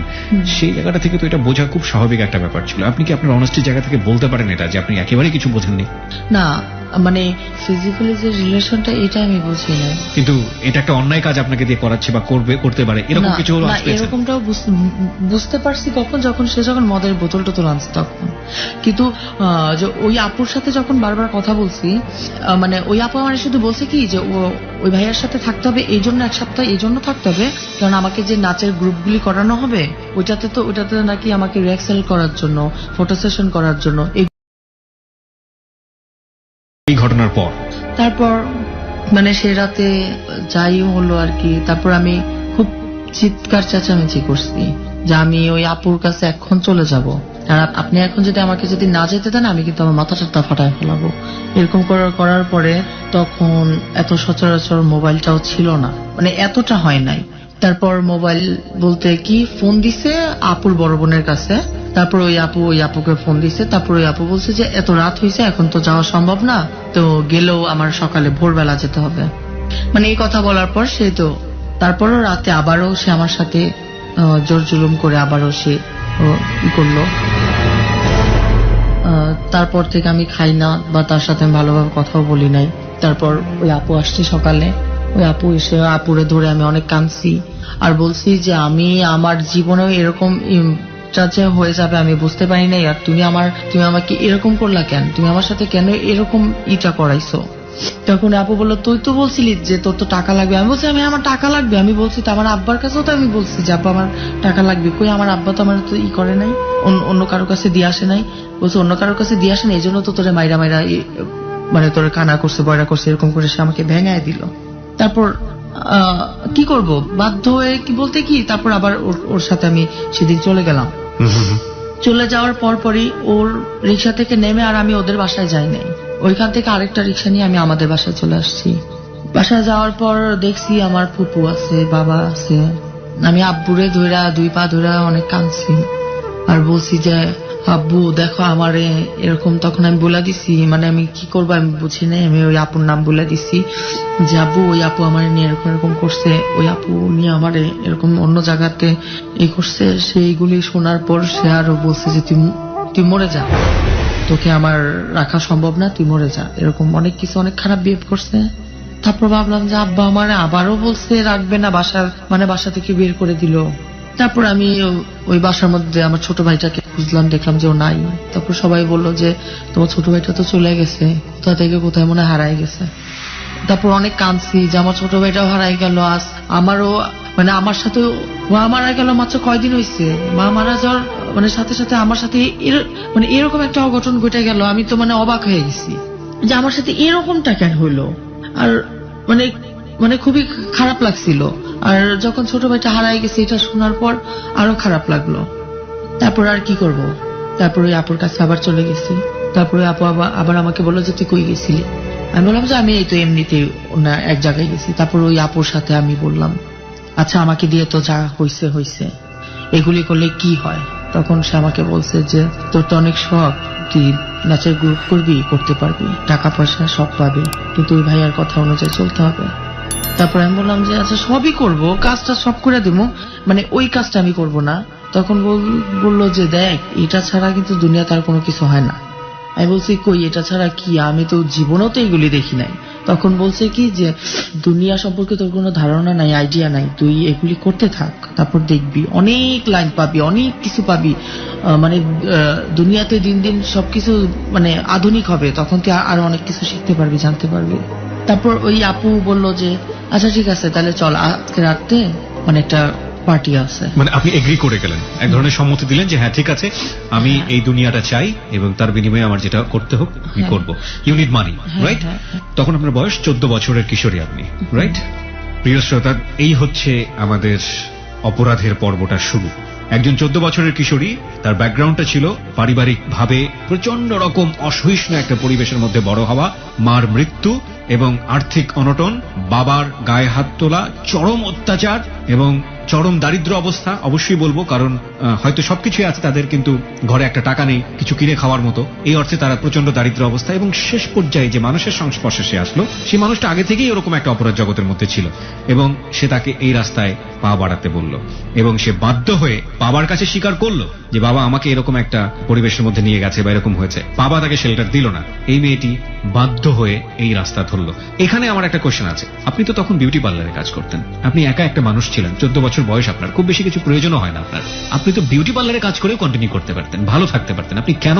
না তখন হচ্ছে কি বিউটি পার্লারে কাজ দিতে গেলে না ওই জামানত যে লাগে এরকম একটা কিছু লাগে। আর ওই আপুর পার্লারে কাজ করে মানে বেশ কিছু আন্টিদের সাথে আমার ভালো পরিচয় ছিল, কিন্তু সবাই আমাকে মানে বুদ্ধি দিত, কিন্তু কেউ আমাকে 5,000 টাকা দিয়ে জামানত মানে দিতে হয় যে মানে হ্যাঁ আমি মানে অমুক একটা পার্লারে তো তুমি কাজ করো, ওর মানে জামানত হিসেবে আমি এই যে এটা দিলাম, আমি আসি মানে ওর মানে গার্জিয়ান হিসাবে আমি আছি, মানে এরকম কোনো শেল্টার আমার ছিল না। আর আমার যে কোনো কিছু করতে গেলেই আমার ওই আপুর মাধ্যম ছাড়া তো আমি কিছু করতে পারবো না, কারণ আমি তো বাসা থেকে বের হয়ে গেছি, কার থেকে কোথায় যাবো। সুতরাং কোনো না কোনো ভাবে আপু আপনাকে ইনসিস্ট করছে যে এই জায়গাটায় চলে আসার জন্য, রাইট? ওকে, এবং আপনিও সেটা এক অর্থে মেনেই নিলেন। তারপর তো আপুরে বললাম, আপু বললো আচ্ছা ঠিক আছে তাহলে চল আজকে রাতে এরকম একটা পার্টি আছে। আমি বললাম রাতের পার্টি মানে কি? তখন আমি জানলাম আর কি, আমাকে বলে দিল। তারপরও আমাকে বললো যে তোর যা গেট আপ লাগে, যা ড্রেস আপ লাগে সবকিছু আমি দেব, কিন্তু মানে গেস্টদের সাথে ভালো ব্যবহার করতে হবে। তখন আমি বললাম যে দেখো রাত থাকবো না, কারণ রাতে থাকবো সে আমার সাথে অনেক কিছু করবো, ওগুলি আমার ভালো লাগবে না।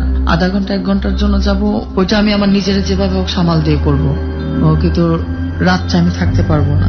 তারপর যখন ওই রাতে যাব, সব দুজন মিলে রেডি হয়েছি, নিয়ে আমাকে নিয়ে গেছে, আসলে আমি জানি না জায়গাটা কোথায়, জায়গাটার আমি নাম জানেন তখন না আমি তারপর? ভালোভাবে চিনিও না। আচ্ছা, গাড়িতে উঠলাম, বাসে উঠলাম, দুজনের ভাড়া দিয়ে কোথায় একটা জানি নামছে। তারপর ওখান থেকে রিক্সাওয়ালারে বলছে নিমতলি না জানি কি একটা বলছে, আমি চিনি না, তবে নিমতলি নামটা শুনছি। পরে রিক্সা থেকে নাইমা কোন একটা বাসাই হবে, 3 তলা না জানো 4 তলায় উঠলাম, গেলাম। আর টাকা পয়সা এগুলো আমি শুনি নাই, দেখিও নাই। ওরা কি কথা বলছে, মানে আমার এরকম একটা রুমের মধ্যে এসব বলছে যে তুই বয়, আমি আসতেছি, এরকম কথা বললো তারা। কথা বলার পর আমি বসে আছি, ওই লোকটা রুমের মধ্যে আসছে, এই মানে এভাবে আর কি। কোন একটা রুমের, কোন একটা অ্যাপার্টমেন্টের মধ্যে? হ্যাঁ, আর পুরো রাত ও অন্য কোথাও থাকে। আপনার এই আপুটি? ওই আপুটা অন্য কোন একটা রুমে থাকে। তারপর আমি খাওয়া দাওয়া করি, রুমের মধ্যে থাকি। আপনি যে অর্থের জন্য এখানে গেলেন, আপনি কত টাকা পেলেন এই কাজ করে? তখন আমাকে 2000 টাকা দেওয়া হয়েছিল। 2000 টাকা আপনার হাতে দেওয়া হয়েছিল। এই অর্থটা পাওয়ার পরে একদম টু বি অনেস্ট, আপনার ফিলটা কি হয়েছিল ওই মুহূর্তে? আমার ভালো লাগে নাই। আমার মনে হয়েছিল যে আমি আমার মার মতন বিষ খেয়ে মারা যাই। কারণ ওরকম করে একটা অন্য কোন একটা পুরুষের হাত থেকে যখন 2000 টাকা আমাকে দিচ্ছে, আমার মোটেও ভালো লাগে নাই। আমি যখন ওই লোকটা আমাকে আরো 200 টাকা দিচ্ছে, বকশিশ হিসাবে নাকি টাকা দেয় এই কাজে, আমাকে বলছে খুব ভালো, আমি অনেক প্রশংসা করছে। ওই প্রশংসা আমার পছন্দ হয় নাই।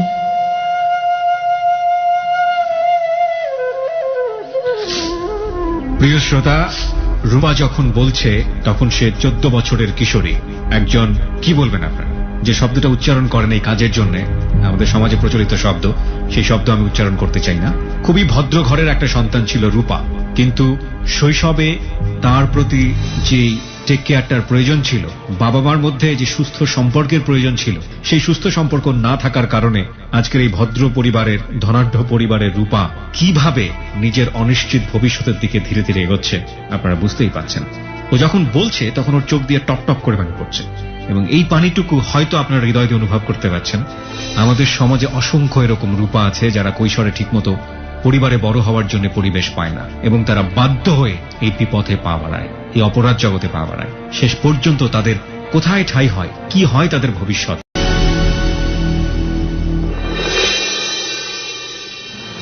কম্পিউটার বলছে 92% ইয়েস, কম্পিউটার বলছে 92% ইয়েস, এবং 5% হচ্ছে নো, আর বুঝতেই পারছেন 3% হচ্ছে no comments. It's a huge response, এবং সবই হচ্ছে ইয়েস, এবং সবাই বলছে স্টোরিটা কন্টিনিউ করা উচিত। আমরা ফিরে যাচ্ছি রূপার কাছে। রূপা, তারপর সেদিন রাতে আমি আমার মতন থাকি, আপুর মতন হয়তো কাজটা শেষ হয় প্রায় 6টার দিকে, 6টা সাড়ে 6টার দিকে চলে যাই। বাসায় চলে যাওয়ার পর সেদিন আর স্কুলে যাই না, তারপরের দিন থেকে স্কুলে যাই। কিন্তু স্কুলে কি ভর্তি হয়ে গেছেন আপনি এর মধ্যে আবার? হ্যাঁ, তখন হয়তো পার্লারে ওই টাকা দিয়ে আপনি স্কুলে পড়াশোনা শুরু করলেন? হ্যাঁ, যখন আমাকে সায়দাবাদ থেকে নিয়ে আসি তখনই তো আমি স্কুলে পড়ি। আপনি কোন স্কুলে পড়তেন আপনি জানতে পারি? আমি যে স্কুলে আগে পড়তাম সেই স্কুলের নাম ও বলতে চাচ্ছে না, তবে স্কুলের নাম বললে অনেক সময় এই ঘটনার প্রেক্ষাপট হয়তো স্কুলটাকে অন্যভাবে দেখা হবে, সে কারণে আমরা স্কুলটার নাম এখানে ফ্ল্যাশ করছি না। ওকে, বলুন। তারপর আবার হয়তো তারপরের থেকে আবার কন্টিনিউ স্কুলে যাই, পার্লারে কাজ করি। এর মধ্যে ওই আপুর যদি কোনো মানে পার্টি টার্টি হয় সে যায়, আর যদি আমাকে প্রয়োজন হতো তাহলে নিত, না তো নিত না, আমি পার্লারে থাকতাম। তো এর মধ্যে একদিন আমাকে ওই ভাইয়ের ওইখানে নিয়ে যাওয়া হলো। ওই ভাইয়ের ওইখানে নিয়ে যাওয়ার পরে তারপর আমি ওখান থেকে আর কি নাচের যখন কথা বললো, তারপর আমি শিশু একাডেমিতে যখন ভর্তি হয়েছি, ওইখান থেকে নাচ টাচ করি, স্কুল করি, পার্লার করি, মাঝে মধ্যে ওই প্রোগ্রাম হলে ওখানে আমাকে আপুর প্রয়োজন হলে আমাকে নিয়ে যাইতো। এই মানে আপনি কন্টিনিউয়াসলি এই ধরনের পেশার মধ্যে ঢুকে গিয়েছেন। এখন আপনাকে পার্টি হলেই আপনাকে সেখানে নিয়ে যায় সে, এবং এর বিনিময়ে কি সে নিজে কোনো টাকা নিত নাকি আপনি টাকা নিতেন? আমাকে দিত, সেও একটা পার্সেন্টেজ নিত। আর আপনি যেই ভদ্রলোকটির নাম এখানে বললেন, আমরা নামটা এখানে ব্যবহার করছি ঠিকই, কিন্তু মিউট শব্দ ব্যবহার করেছি। ফিল্ম ইন্ডাস্ট্রির উনি কি ছিলেন আপনার জানা মতে? উনি তো এখনো আছেন, আমরা জানি। হ্যাঁ, উনি এখনো আছে, উনি প্রডিউসার, পরিচালক, এখন মানে রানিং প্রডিউসার আর কি, প্রডিউসার হিসেবে আছেন উনি। প্রিয় শ্রোতা, এখানে যে ব্যক্তিটির নাম এসছে, আমরা আমাদের অনুষ্ঠানের স্বার্থেই বলেন বা অনুষ্ঠানের এথিক্স থেকে বলেন, আমরা এই নামটি এখানে ফ্ল্যাশ করছি না এই কারণে যে it is not investigative show. আমরা বারবারই একটা কথা বলি যে এখানে এই ঘটনার প্রমাণ হাজির করাটা খুব বেশি মুশকিল হবে, এই অর্থে যে ওই দিনে গিয়ে ওই সময়ে গিয়ে যে ঘটনাটা ঘটেছে সেটা টাইম মেশিনে চড়ে গিয়ে প্রমাণ করা সম্ভব নয়। এবং ও যে নামটা বলেছে সে নামটা খুবই বিখ্যাত একটা নাম, এবং তার ব্যক্তিত্বের জায়গাটা থেকে এই ঘটনা, আজকের এই ঘটনা অনেকখানি হ্যাম্পার করতে পারে। এবং শুধুমাত্র তিনি না, শুধুমাত্র মিডিয়া জগৎ বলবো না, এরকম সমাজে অসংখ্য গুণী মান্য ব্যক্তি আছেন যারা এই ধরনের কাজের সঙ্গে জড়িত। এবং যেহেতু এটা ইনভেস্টিগেটিভ শো না, সুতরাং সেই জায়গাটি থেকে এটা প্রমাণ করার সুযোগ থাকে না। এবং আমরা মূলত গল্পটার দিকেই বেশি ফোকাস করি, এই অর্থে যে তার জীবনে যে ঘটনাটা ঘটে গেছে সেটা কিভাবে ঘটেছে সেটাই গুরুত্বপূর্ণ। কাউকে এখানে দোষী সাব্যস্ত করা, কাউকে এখানে অ্যাকিউজ করা, কাউকে বিচারের কাঠগড়ায় দাঁড় করানো, এটা কিন্তু আমাদের অনুষ্ঠানের উদ্দেশ্য নয়। ইভেন তার বাবা সম্পর্কে যে সে কমপ্লেন গুলো করছে, তার বাবাকেও আমরা এখানে মুখোমুখি দাঁড় করানোর চেষ্টা করব না। আমরা শুধু একটা জিনিস এখানে প্রমাণ করার চেষ্টা করছি যে এই মেয়েটার জীবন এরকম হয়েছে কি কারণে, কোন কোন কারণে, সেই কারণগুলো যেন আপনার জীবনে না ঘটে সে ব্যাপারে আপনাকে সচেতন করা। ওকে, ফিরি। তারপর এই বেশিরভাগই আর কি নাচে থাকতাম, স্কুল শেষ করে নাচে থাকতাম। আর তারপর ওই ভাইরা আমাকে খুব ভালোবাসে, মানে এর মধ্যে সে আমাকে খুব স্নেহ করে, ভালোবাসে, আমাকে টাকা পয়সা যা যা যা প্রয়োজন সে আমাকে দেয়। আর তখন আমি বিটিভিতে 2টা গ্রুপ করছিলাম, 2টা নাচের গ্রুপ করছিলাম। তারপর ওখান থেকেও বেশ ভালো পরিচিতটা হয়। তারপর যখন তারা চাচ্ছিল ফাইনালি আমাকে কোনো একটা মিউজিক ভিডিওতে আগে দেবে, আর আপু আবার বলতেছিল যে না, ও অনেক কষ্ট করছে, আমি চাই না ওর লাইফটা বরবাদ হোক, ও যেহেতু মানে এদিকে আগাইছে, তো আমি চাই ও কোনো একটা মানে ফিল্মে মানে হিরোইনের কোনো পাক, হিরোইনের কোনো চান্স পাক। কিন্তু ভাই বলতেছে যে না, এটাতে ও আগে একটা মিউজিক ভিডিও করুক। তো এটার জন্য যখন আমাকে এই যে গুলশানে শুটিং ক্লাব যা আছে ওইখানে একটা মানে কি করা শট নেওয়ার জন্য আপনাকে কাস্টিং করা, টেস্ট করছে, হ্যাঁ ওখানে মানে ওখানে শো করার জন্য এখানে নিয়ে গেল। তো আপুর সাথে আমিও ছিলাম। তো আমাকে খুব তখন আর কি লাসা টাসা পরায়, খুব ভালো মানে মেকআপ ড্রেস আপ করার জন্য এখানে আর কি নিয়ে যাওয়া হয়েছে। তো ওইখানে মানে আমাকে যেমনটা বলতেছে আমি তেমনটাই করতেছি। করার পর এর মধ্যে তো তখন ওইখানে একটা ছেলে আমাকে দেখে। তো ছেলেটা আমাকে দেখার পর তো ওখানেই অনেকক্ষণ থাকে, যতক্ষণ ওইখানে আর কি ওই ইয়াটা চলতে থাকে, ওই শুটিংটার মতো চলতে থাকে ততক্ষণেও থাকে। আচ্ছা। তো শুটিংটা শেষ, তারপর আমরা সবাই মিলে আর কি ফিরবো। মানে ওই যে অনেক ছিল, লাইটিং টাইটিং সবকিছু ছিল, যাবতীয় যা যা দরকারি ওগুলি সব গাড়ির মধ্যে তুলতেছিল। আর আমরাও তখন গাড়িতে করে ব্যাক করব। তখন ছেলেটার নাম ছিল রুমি। সেই ছেলেটা আর কি আমার সাথে কথা বলতে চায়। তা আমি, আপু ছিল যেহেতু আমি কথা বলার সাহসও পাইনি। তারপর আপু কথা বলছে, আপুর নাম্বার ছিল, আপুর নাম্বার দিয়ে দিছে। তারপর আপুর সাথে যখন যোগাযোগ করার পর আমার সাথে যোগাযোগ হওয়ার পর থেকে তার সাথে হাই হ্যালো করতে করতে তার সাথে আমার মানে রিলেশন হয়ে যায়। হ্যাঁ, যখন ও আমাকে ভালোবাসে, আমি ওকে ভালোবাসি। আপনার জীবনের প্রথম লাভ? মানে প্রথম লাভ বলতে কি, মানে ওই রকম ভালোবাসা না যে ওকে আমি বিয়ে করবো, এক ধরনের এফেকশন তৈরি হয়েছে, ভালো লাগা তৈরি হয়েছে। মানে একটু ভালো লাগা তৈরি হয়েছে এই। আর এর মধ্যে আমার যাবতীয় টুকটাক সব ধরনের কাজ, পড়াশোনা, পার্লার সবকিছু চলতে থাকে। তারপর একদিন আমি যাব, ওই আপুর সাথে একটা পার্টিতে যাব। ও এমন সময় আমাকে ফোন দিছে যে আমি পার্লারের নিচে আছি, তুমি বাসার নিচে আসো। আমি বলছি যে অসম্ভব, আমি এখন বাসার বাইরে যাব। তারপর এরকম যখন অনেক করতে থাকলাম, তখন ও বাসায় উপরে উঠলো, বাসার পার্লার একসাথেই ছিল। তারপর উপরে ওঠার পরে আপুকে অনেকক্ষণ করলো। তারপর বলার পরে বললো যে আমি ওর সাথে আলাদা করে কথা বলবো। তারপর আমার সাথে কথা বললো। তারপর আমি বলছি যে তুমি তো জানো না আমি তো মানে এই কাজ করি, আমি ভালো না, আর তুমি যে আমাকে ভালোবাসো এটাও ঠিক না, কারণ তোমাকে আমার ভালো লাগে, কিন্তু ভালোবাসা বা বিয়ে করা এটা সম্ভব না। ও এই কথাটা যখন শুনছে, মানে তার পরের দিন, এটা আর মানে বাড়াইতে দেয় না, ও তার পরের দিন ওর যত মানে যা যা করার দরকার ছিল ও সবকিছু করছে। মানে করছে বলতে ওর ভাবিকে নিয়ে আসছে, ওর ভাবিদের বাসা ছিল মগবাজারে, ওর ভাবিকে নিয়ে আসছে। ওর ভাবিকে আনার পর আমাকে দেখাইছে, বলতেছে কেমন, বলছে হ্যাঁ ভালো। মানে ব্যাস এতটুকু বলাতেই ওর এতগুলি অ্যালবাম আয় না, মানে ছবি আয় না আমাকে দিছে, যে ছবি দেখো, ছবি দেখলে তুমি বুঝবো যে আমি কোন ফ্যামিলির ছেলে। তারপর ছবি দেখছি, ব্যাস শেষ। তো এর মধ্যে আবার হয়েছে কি যে ওদের দোকান এখানেই, কারণ বাজার, ও বলছে যে আমাদের মার্কেটে আমাদের মানে আপনাকে দোকানে তোমার যাইতে হবে। ওকে, মানে আপনাকে জাজ করতে বলছে যে ছেলেটা আসলে ভালো, ছেলেটাকে বিয়ে করলে হ্যাঁ। আপনার জন্য ভালো হবে, হোয়াট এভার ইট ইজ। তারপর ও আমাকে অনেকবার অনেক কিছু বলার পরে তারপর আপু বললো যে আচ্ছা ঠিক আছে, ও যেহেতু তোর এরকম চায় তাহলে তুই কর, বিয়ে টিয়ে কর। তারপর আমি বললাম যে না দেখো, আমার দ্বারা সম্ভব না, এরকম ওরে বিয়ে করা সম্ভব না। তারপর ওই আপু সহ, ভাই সহ আর রুমি, ওরা তিনজন মিলে প্ল্যান করে দেখছে যে আসলে ওরে দিয়া কিছু হইতেছে না, পাল্লা টাল্লার, আসলে একটা মেয়ে মানুষ, অল্প বয়স, লাইফটা নষ্ট হয়ে যেতেছে। আর ওরে তো চাইতেছে আমি ফিল্মে কাজের জন্য, সেটাও সে রাজি হচ্ছে না, কারণ সে রাজি হবে কি, তার যতটুকু দরকার ছিল তার তো হয়ে গেছে, এখন আর তার তো দরকার নেই। মানে প্রোডিউসার আলটিমেটলি আপনাকে নিয়ে আর ইন্টারেস্টেড না না না, তার তো যা দরকার ছিল হয়ে গেছে, তো সে আমাকে নিতেও চাচ্ছে না। তারপর ওই আপু তারা মানে যা যা বলার দরকার ছিল তারা অনেক রকম কথাবার্তা বলে তারপর আমাকে রুমির সাথে মানে বিয়ে দেওয়ার জন্য তারাই এক প্রকার জোর করে। আমি বলছি যে না, আমি বিয়ে করব না, আমি ওই আপুর ওখান থেকে আমি অন্য কোথাও চলে যাওয়ার প্ল্যান করি। কিন্তু প্ল্যান করি বলতে কি, আমি তো আর অন্য কোথাও চিনি না, তো অন্য কোথায় যাব। তারপর রুমি আসে, রাতের বেলায় রুমি আসে, ওর মিরপুর থেকে কোন ভাই ব্রাদার আছে, কি কি আছে, বড়রা আছে, ওইখান থেকে নিয়ে আসে, আমাকে নিয়ে যায়। আমাকে নিয়ে যায় বলতে উঠাই নিয়ে যায়, আমাকে বিয়েও করে না, একবারে উঠাই নিয়ে ডাইরেক্ট ওদের বাসায় নিয়ে যায়, রুমিদের বাসায় মগবাজারে। ওখানে নিয়ে যায়, ওখানে নিয়ে যাওয়ার পর ওর বাবা আমাকে দেখে, হ্যাঁ আমাকে পছন্দ হয়েছে, কিন্তু ওর সৎমা ছিল, ওর সৎমাটা হাও বলে নাই, নাও বলে নাই, কিছু না, কিন্তু ওর বড় ভাইটা এতে রাজি ছিল না, বাবা নাই মা নাই, এটা রাস্তা থেকে একটা মেয়ে আনলে কি এটা কি মানে কি মানা তো সম্ভব না। এরকম করে বলার পর ওদের বাড়িতে আমি প্রায় 21-22 দিনের মতন ছিলাম ওদের বাসায়। তারপরে 21 দিন পরেই ওর সাথে আমার বিয়ে দেয় কোর্টে নিয়ে। মানে ওর ফ্যামিলি দেয়? আপনার সম্পর্কে সবকিছু জানতো ওর ফ্যামিলি? না, শুধু জানতো ও জানতো যে আপনি এই ধরনের এই জায়গাতে আছেন, এই অবস্থায় সবকিছু এগুলি জানার জন্য তো আমাকে এখান থেকে নিয়ে যায় ওদের বাসায় নিয়ে, যাতে আপনার সাথে এরকম আর কোনো কাজ না হয়। হ্যাঁ। ওকে, আমরা আরো সামনের দিকে যাই। বিয়ে দিয়ে দিল, তারপর বিয়ের পরে চলতে থাকে ভালোই, দিনকাল ভালোই চলতে থাকে। মানে এমনও দিন গেছে ও আমাকে ছাড়া ওর ভাতও খাইতে মন চাইতো না, ও দোকান টোকান ফালায় রেখে আমার মানে বাসায় চলে আসতো, আমার সাথে কথা বলতো, আড্ডা মারতো, ভালো লাগতো, কথাবার্তা বলতাম, ছাদে যেতাম, অনেক ভালো সময় কাটছে। কিন্তু যখনই প্রায় 5-6 মাস কাটলো, 5-6 মাস পর আর কি, মানে ওর আচরণগুলি এরকম হয়েছে আমার বাবার মতন, মনে ও মনে হয় আমার দেখলে মনে হয় ওর মনে মাথায় রক্ত উঠে যায়। ও আমাকে এত টর্চার করতো, ও প্রতিদিনই মদ খাইতো, আমার হাজবেন্ডও প্রতিদিন মদ খাইতো বলতে অহরহ, একবারে প্রতিদিন গণহারে ও বোতল, আরো ভালো মদ না, বাংলা যেগুলি গন্ধ একবারে বিচ্ছিরি টাইপের ওইগুলি খাইতো, এই মদগুলি খাইতো, আর ও আমাকে খুব টর্চার করতো। এর মধ্যে ও আমাকে বাড়িতেও নিয়ে যায়, ওদের বাড়িতে নোয়াখালীতে নিয়ে যায়।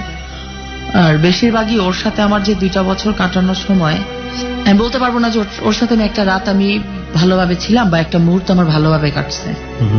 কিন্তু ওই যে ঢাকাতে যখন 3-4 মাস ছিলাম, ওই 5-6 মাস ছিলাম, ওইটাই ভালো ছিলাম শুধু।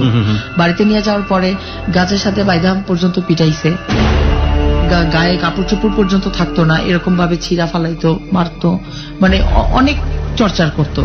এইগুলি সহ্য করতে পারতাম না। তারপর আবার মানে 7-8 এরকম ওর সাথে আমি থাকলাম, ওর সাথে সংসার জীবনে। কিন্তু যখন দেখলাম যে ওর সাথেও আমার এরকম আসলে বনতেছে না, ও আমাকে এরকম টর্চার করে, তাহলে আমি কি করব? আমার জীবনটা তো আসলে তো মানে এটা মানে কোনো গোছানো জীবন না, ছাড়খাড় হয়ে গেল। বের হয়ে ওইখানে গেলাম, এখানে গেলাম, এখন আবার বিয়ে হইলো, কি বিয়ে হইলো নিজেও বুঝলাম না, এটা কি হইতেছে। এরকম করে যখন এরকম মারটার খাইতাম, আবারও ভালো যখন বিয়েটা হলো, আপনার বাবা কি এটা জানতো? কেউ জানতো না, আপনি নিজেই করেছেন? নিজে। কিন্তু মানে মাঝে মধ্যে বাবাকে ফোন দিতাম যখন দেখতাম, মানে যখনই হ্যাঁ আব্বা আমি, যখনই বুঝতো যে আমি, এই ওনার কথাবার্তা যখনই যে উল্টাপাল্টা বলতো, আমি আবার লাইন কেটে দিতাম। এই জন্য আমি আবার কোনো উল্টাপাল্টা কথাই বলতো? হ্যাঁ, তো এই জন্য আর আমি আপনার ভাই বোনের সাথে আপনার কোনো যোগাযোগ ছিল না? না। বড় বোনের সাথে কোনো যোগাযোগ ছিল না? না, কারণ ওই ছোট ভাইটা তো আমার হারাই গেছে। বড় ভাইটার সাথে কোনো যোগাযোগ ছিল না? ওরা বাইরে ছিল, ওদের সাথে যোগাযোগটা হয় এই যে আমি ঢাকায় আসার পর। Okay fine, let it be continue.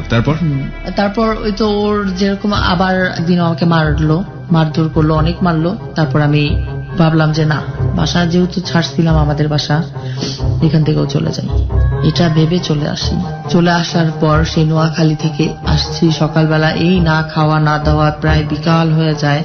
Sayedabad নেমে মানে ওই যে হোটেল আছে না, হোটেলের পাশে যে আপনার যে ব্রাঞ্চের মতন কাঠের ইয়া থাকে, ওইখানে বসেছিলাম অনেকক্ষণ। একটা লোক আমাকে ফলো করছে, হইতে পারে ওইটা কোনো দালাল বা খারাপ লোক, অনেকক্ষণ ফলো করছে।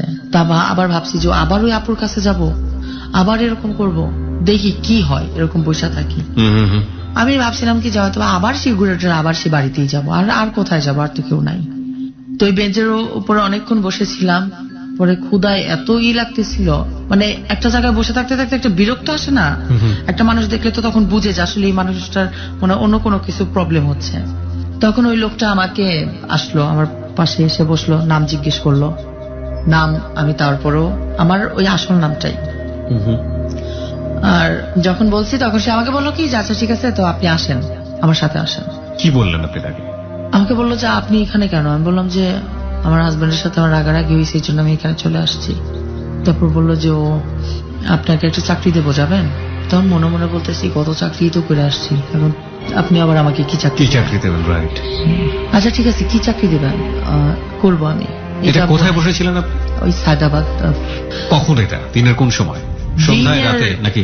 আমি তো বের হয়েছিলাম সে ভোর রাতে, তো সায়দাবাদ তো আইসা পৌঁছেছে আপনার 12টার মধ্যে, আর 12টা থেকে প্রায় সন্ধ্যা হয়ে গেছে। তখন সন্ধ্যার সময় আপনি একা একা বসে আছেন কোন একটা জায়গায়? প্রায় সন্ধ্যা হচ্ছে তখন। ওকে। তখন লোকটা আমাকে আসলো, বললো ঠিক আছে তাহলে চলো, তোমার আমি একটা চাকরি দেবো। চাকরি? এটা আবার কোন চাকরি? তারপর সে আমাকে, আমি আজকে যেখান থেকে আসছি সেই আপুর কাছে আমাকে নিয়ে আসে। আরেকটা আপু এটা? হ্যাঁ, এটা হচ্ছে আরেকটা আপু। ওকে। এই আপুটা যখন আমাকে দেখে তখন আমাকে বলে যে কোথা থেকে আনছো, কিভাবে আসো, এই বিষয়ে সবকিছু জানে। তারপর তার সাথে একদিন রাতে আমি বসলাম, আমি বললাম যে আমি কিন্তু আপু বুঝতে পারছি আপনার বাসায় কি হয়, আমি কিন্তু জানি এগুলি। তখন বললো যে তাই, এটা তো ভালো, মানে ওনার একটু কথা অন্যরকম করে বললো যে এটা তো ভালো, সহজে তো মেয়েরা বুঝে না। আমি বললাম যে না, এটা আমি বুঝি, এটা আমি জানি। তারপর সে আমারে বললো কি যে, আমি তারে বললাম যে আচ্ছা এই কাজ ছাড়া অন্য কোনো লাইন ঘাট নাই? তখন সে আমার বললো কি যে হ্যাঁ লাইন আছে। ইয়াবা খাইছো কোনোদিন? ইয়াবা দেখছো? বললাম ইয়াবা না, ইয়াবা আবার কি? তখন আমি এটা চিনি না, জানি না। তখন সে আমার বললো কি যে ইয়াবাটা হচ্ছে গিয়ে তোমার, এটা যদি ব্যবসা করো তাহলে তুমি অনেক টাকা পয়সা পাবা। আমি বললাম তো এটাই তো ভালো, নিজের দেহরে নাই কইরা এটা করাই ভালো। তারপর ওই আপুর সাথে যেদিন গেছি আমি সেই দিনই ওনার সাথে আমি পুরো ফাইনালি কথাবার্তা বলে নিছি, কারণ ওনার সাথে আমি ফাইনালি কথাবার্তা না বললে ওই আগের মতন আবার যদি আমার যদি দৌড়াইতে হয় কি দরকার, আমি আবার নিজেই করবো, তাই জানি না নেই অন্য কোনো আছে নাকি। তারপর আপুর সাথে আমি প্রথম গেছি কক্সবাজার থেকে, তারপর হচ্ছে আপনার টেকনাফেরও মানে পরে হচ্ছে বার্মা মায়ানমারের যে মানে অংশের যে দিক দিয়ে যাইতে হয়, পাহাড়ি অঞ্চল মানে উনি আপনাকে নিয়ে যাচ্ছে ঢাকা থেকে? মানে অনেক নদী পার হইতে হয়, নদী নৌকায় যাইতে হয় 1 ঘন্টা, আবার আরেকটু পরে আবার অনেক রাস্তা যাইতে হয় এরকম। স্কুল কি তখন বন্ধ? একদম পড়াশোনা কি বন্ধ? তখন বন্ধ, হ্যাঁ। বিয়ের পরই বন্ধ করে দিয়েছে? হ্যাঁ, তখন। কোন ক্লাসে থাকা অবস্থায়? তখন আমি ক্লাস 9-এ মানে 9-এর রেজিস্ট্রি করবো তখন, কিন্তু 9-এর রেজিস্ট্রিটা তখন আমি করতে পারিনি। কিন্তু আমার ভাবনা কি যে আমি এইখান থেকে কিছু একটা করব, কিন্তু এইখানে হলো মানে সে আমাকে ওইটাই নিয়ে যাচ্ছিল, আমাকে রাস্তাটা চিনানোর জন্য, আসা যাওয়া, সে আমাকে দিয়ে এই কাজটা করাবে। তখন ওইখানে আমি যাওয়া আসা করতাম। তখন ওই ভাইয়াকে আমি তখন সেই দিন ফোন দিয়ে বলছি যে যাক, আমি সারা জীবন আপনার কাছে ঋণী থাকবো, কারণ এরকম একটা জায়গাতে আনার জন্য, কারণ এখন তো আমার নিজেকে কষ্ট দিয়ে কিছু করতে হয় না। আমি এটাও খারাপ, এটাও অনেক খারাপ, এটা তো তখন তো আমি নিজে একা হইছি নষ্ট, আর এটা তো আমি তো আরো 10-কে নষ্ট করব, যেহেতু আমি নিয়ে আসবো আরো মানুষকে দেয়া হবে। কিন্তু তারপর আপনার ভালো লাগছে? আপনাকে যেখানে নিয়ে গেল কি দেখলেন আপনি? কি প্রসেসের মধ্যে ওখানে গেলাম, দেখলাম ওখানকার মানুষ, ওদের সাথে ওরা কথাবার্তা বললো, কিন্তু ওইখানের মধ্যে আর কি দালালরা আছে, ওদের সাথে কন্ট্যাক্ট করতে হয়। তো মানে 500 নেবে না 5000 পিস নেবে না 1000 পিস নেবে, কোথা থেকে এরকমটা ওইখানে কোন লোকেশন? এটা হচ্ছে তিবুপাড়া না জানি কি একটা নাম আর কি, বাংলাদেশের ভেতরে না বাইরে? গ্রামটার নাম টেকনাফের পরে আর কি। টেকনাফের পরে? নিশ্চিত না এটা বাংলাদেশের ভেতরে? ওরা কি বাংলায় কথা বলে? না কিভাবে জানো একটু মানে টেনে টেনে অন্যরকম করে কথা বোঝা যায় কথাগুলো? হ্যাঁ, না আমি বুঝি না কথাগুলো বোঝেন না না। আপনি? আমি যতবারই গেছি আমি ওদের কথা বুঝি নাই, কারণ ওই যে যার মাধ্যমে কথা আনছি উনি বুঝতো? হ্যাঁ, ওর কথা বুঝতাম। আচ্ছা, ঠিক আছে। তো ওদের কথাটা বুঝতাম না। ওকে, তারপরে দাম দর হওয়ার পরে? হ্যাঁ, আর ওইখানে তো অল্প দাম, এই জন্য মানে মানে মূল ওইখান থেকে আনা হইতো। এই ওদেরকে তারপর মানে 2 লাখ 5 লাখ চাই, মানে মালের উপর ডিপেন্ড করে আর কি টাকা। তো ওইভাবে টাকা পয়সা দিয়ে কিভাবে আপনি কি দেখলেন ফার্স্ট? কি দেখলেন আপনি, কিভাবে দিল? ফার্স্টে দেখলাম, মানে ফার্স্ট বলতে কি আমরা গেছি ওখানে একটা দোকানের মধ্যে বসে আমরা চা খাচ্ছি। তো ওখানে আসলে কোনো কথা বলা যাবে না, মানে আপনার সাথে তো আমি ফোনে আগে থেকে কথা বলছি, এখন দোকানে আসলাম। তো যদি ওই লোকটা আসলো, দেখলো আমরা চা খাচ্ছি, ওই লোকটা আমার দিকে তাকাইলো, আমি আপনার দিকে তাকাইলাম, এরকম ইশারা দিয়ে হ্যাঁ ঠিক আছে ও যাচ্ছে। ও গিয়ে আমাদের পাশেই বসছে। এটা যেভাবে কথার মাধ্যমে এক হাত থেকে আরেক হাতে টাকা চলে যাচ্ছে, এক হাত থেকে আরেক হাতে মাল চলে আসছে। আপনারা চেক করতেন না ওই সময়টা?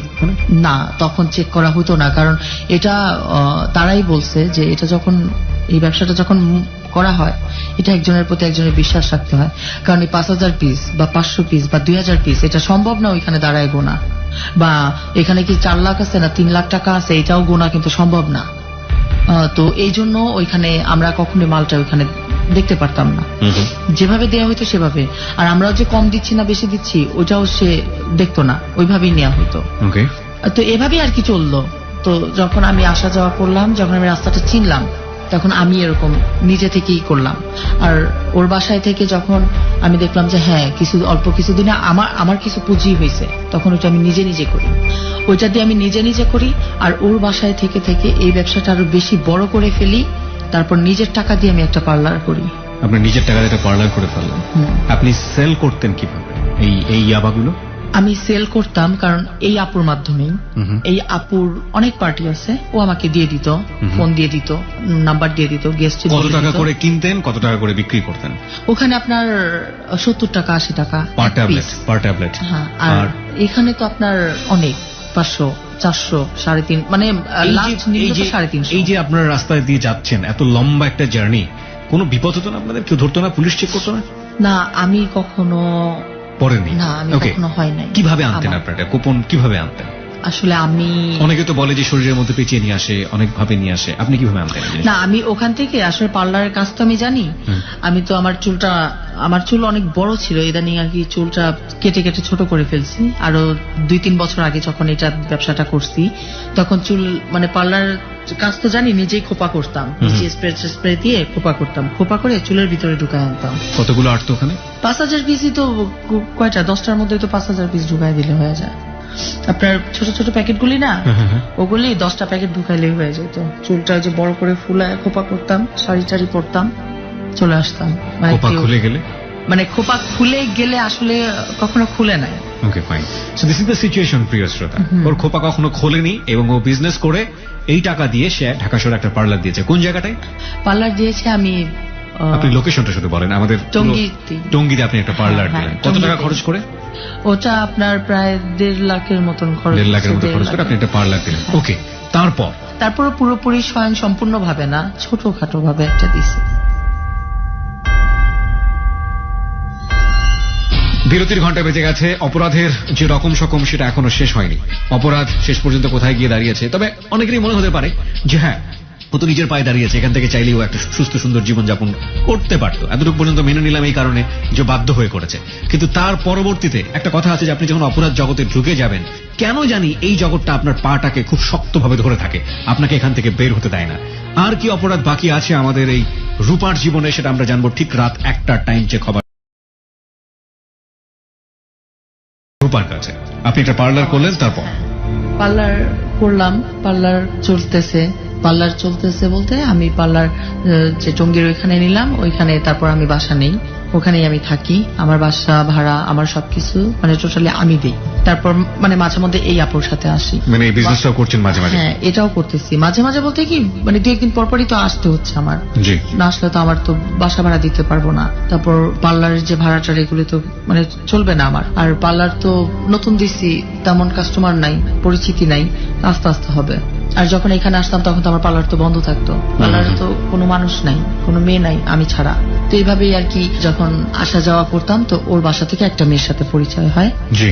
তারপর ওই মেয়েটাকে আমি বললাম যে দেখো এই কাজটা তোমার করতে হবে না, আমি আমার নিজের পার্লার আছে, তুমি আমার পার্লারে কাজ করবা, তোমার মাসে যা লাগে আমি দেবো। তারপর মেয়েটা রাজি হয়, মেয়েটাকে আমি কাজটা শিখাই। তারপর 1 মাসের মতন হয়ে গেছে, কারণ মেয়েটাকে তো আমার টাইম দিতে হবে, মেয়েটাকে তো আমার কাজটা শিখাতে হবে। তো এই জন্য আমি 1 মাসের মতন এই আপুর কাছে আসি না। তারপর পার্লারে আমি থাকি, কাস্টমার আসে যায়, এভাবে চলি। তারপর একদিন হঠাৎ আপু আমাকে ফোন দেয় যে ভালো একটা ছেলে পাইছি, তুই আয়। তো এর মধ্যে সরি আমার নামের কথাটা বলা হয় নাই। তো যখন ওই ভাইয়াটা যখন আমাকে নিয়ে আসে, ওই যে সায়দাবাদ থেকে যখন নিয়ে আসে, তখন ওই ভাইয়াটা তোমাকে আমার নাম জিজ্ঞেস করছিল। তখন তো আমি তো আমার আসল নামটাই বলছিলাম। কিন্তু ওই ভাইয়া আমাকে যখন এই বাসায় দেয়, এই বাসার আপুর সাথে পরিচয় করায়, তখন বলছে যে দেখো অনেক মানুষ অনেক কিছু করে, কিন্তু তোমার তো আসলে একটা নাম আছে, এই নামটা তুমি সবার কাছেই মানে ইউজ করো না, তোমার একটা নকল একটা নাম দিও। তারপর আমি আমার নকল নাম, আমি কি নকল নাম মানে কি, আমি কিভাবে নাম দেবো? তারপর ওই তখন থেকেই এই আপু যখন আমাকে ফার্স্ট জিজ্ঞেস করে তোমার নাম কি, তখন আমি বলছিলাম যে আমার নাম রূপা। আপনি এই নামেই পুরোপুরি এই জায়গাতে এই জগতে জড়িত আছেন। এখন পুরোপুরি ভাবে এই রূপা নামই আমাকে সবাই চেনে এখানকার। তো ওই তখন আপু আমারে বললো যে রূপা এরকম একটা ভালো একটা ছেলে পাইছি, খুবই ইয়াবা খায়, তোর সাথে খুব ভালো জমবে। তখন কি আপনি ইয়াবা নিচ্ছেন? হ্যাঁ। তখন আপনি ইয়াবা খাচ্ছেন? হ্যাঁ, তখন তো মানে কন্টিনিউ প্রতিদিন আমার 20-25টা লাগে এরকম। আপনি এর আগে তো কোনো ড্রাগ নিতেন না? নিতেন কি? না, তখন আমি তো নিতাম না। ইয়াবাই আপনার ফার্স্ট ড্রাগ? হ্যাঁ, ফার্স্ট। কেন নিলেন? মানে আসলে বুঝি নাই, কারণ আমি এটা করি অথচ আমি খাবো না, মানে কৌতূহলবশত আমি খাই। আর আপনি তো জানতেন যেটা খারাপ জিনিস। হ্যাঁ, এটা খারাপ জিনিস, আসলে খারাপ জিনিস জানতাম, আমি নিজেও নিয়ে আসতাম, নিজে সবাইকে দিতাম, আর আমার সামনে মেয়েরা খাচ্ছে, ওইটা ওরা নিজেরা কিভাবে খাচ্ছে এটা আমি ফলো করতাম, যে ওরা খাচ্ছে এটা আমিও ট্রাই করবো, দেখি আমি পারি। এটা খেলে ভালো কোনো ব্যাপার স্যাপার আছে, এগুলো কি আপনাকে কেউ কখনো বলেছিল?